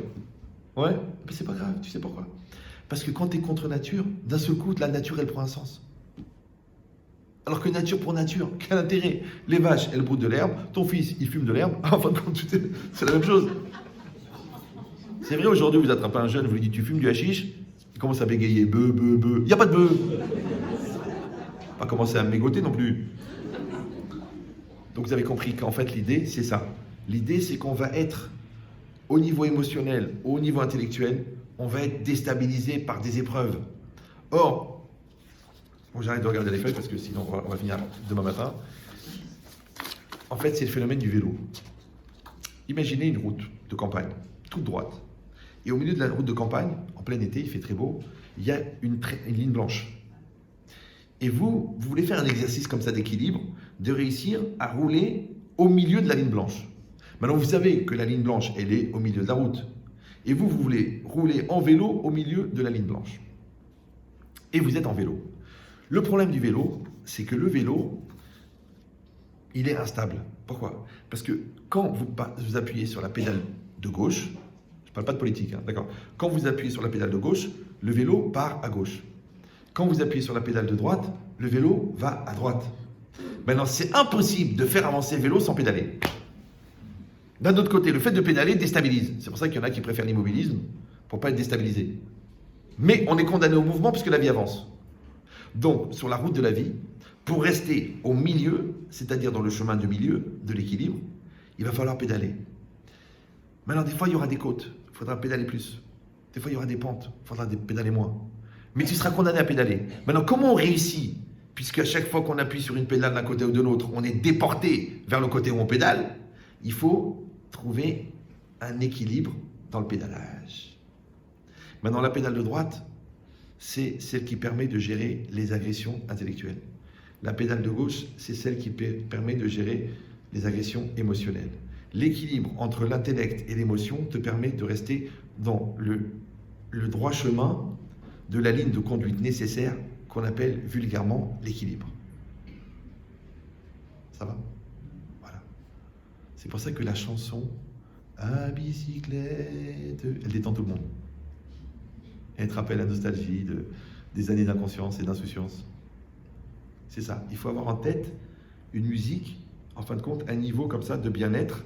Nous, on appelle la confiance en Dieu, la confiance en soi, qui va faire que tu peux te promener dans la vie et garder ton équilibre et rester dans le droit chemin et rester dans les bons choix et faire les bons choix malgré que tu es condamné au mouvement, malgré que tu es condamné au mouvement, eh ben, tu ne vas pas être déstabilisé par le mouvement, au contraire. C'est ton mouvement qui va non seulement te permettre de te déplacer, mais en plus qui va te permettre de grandir.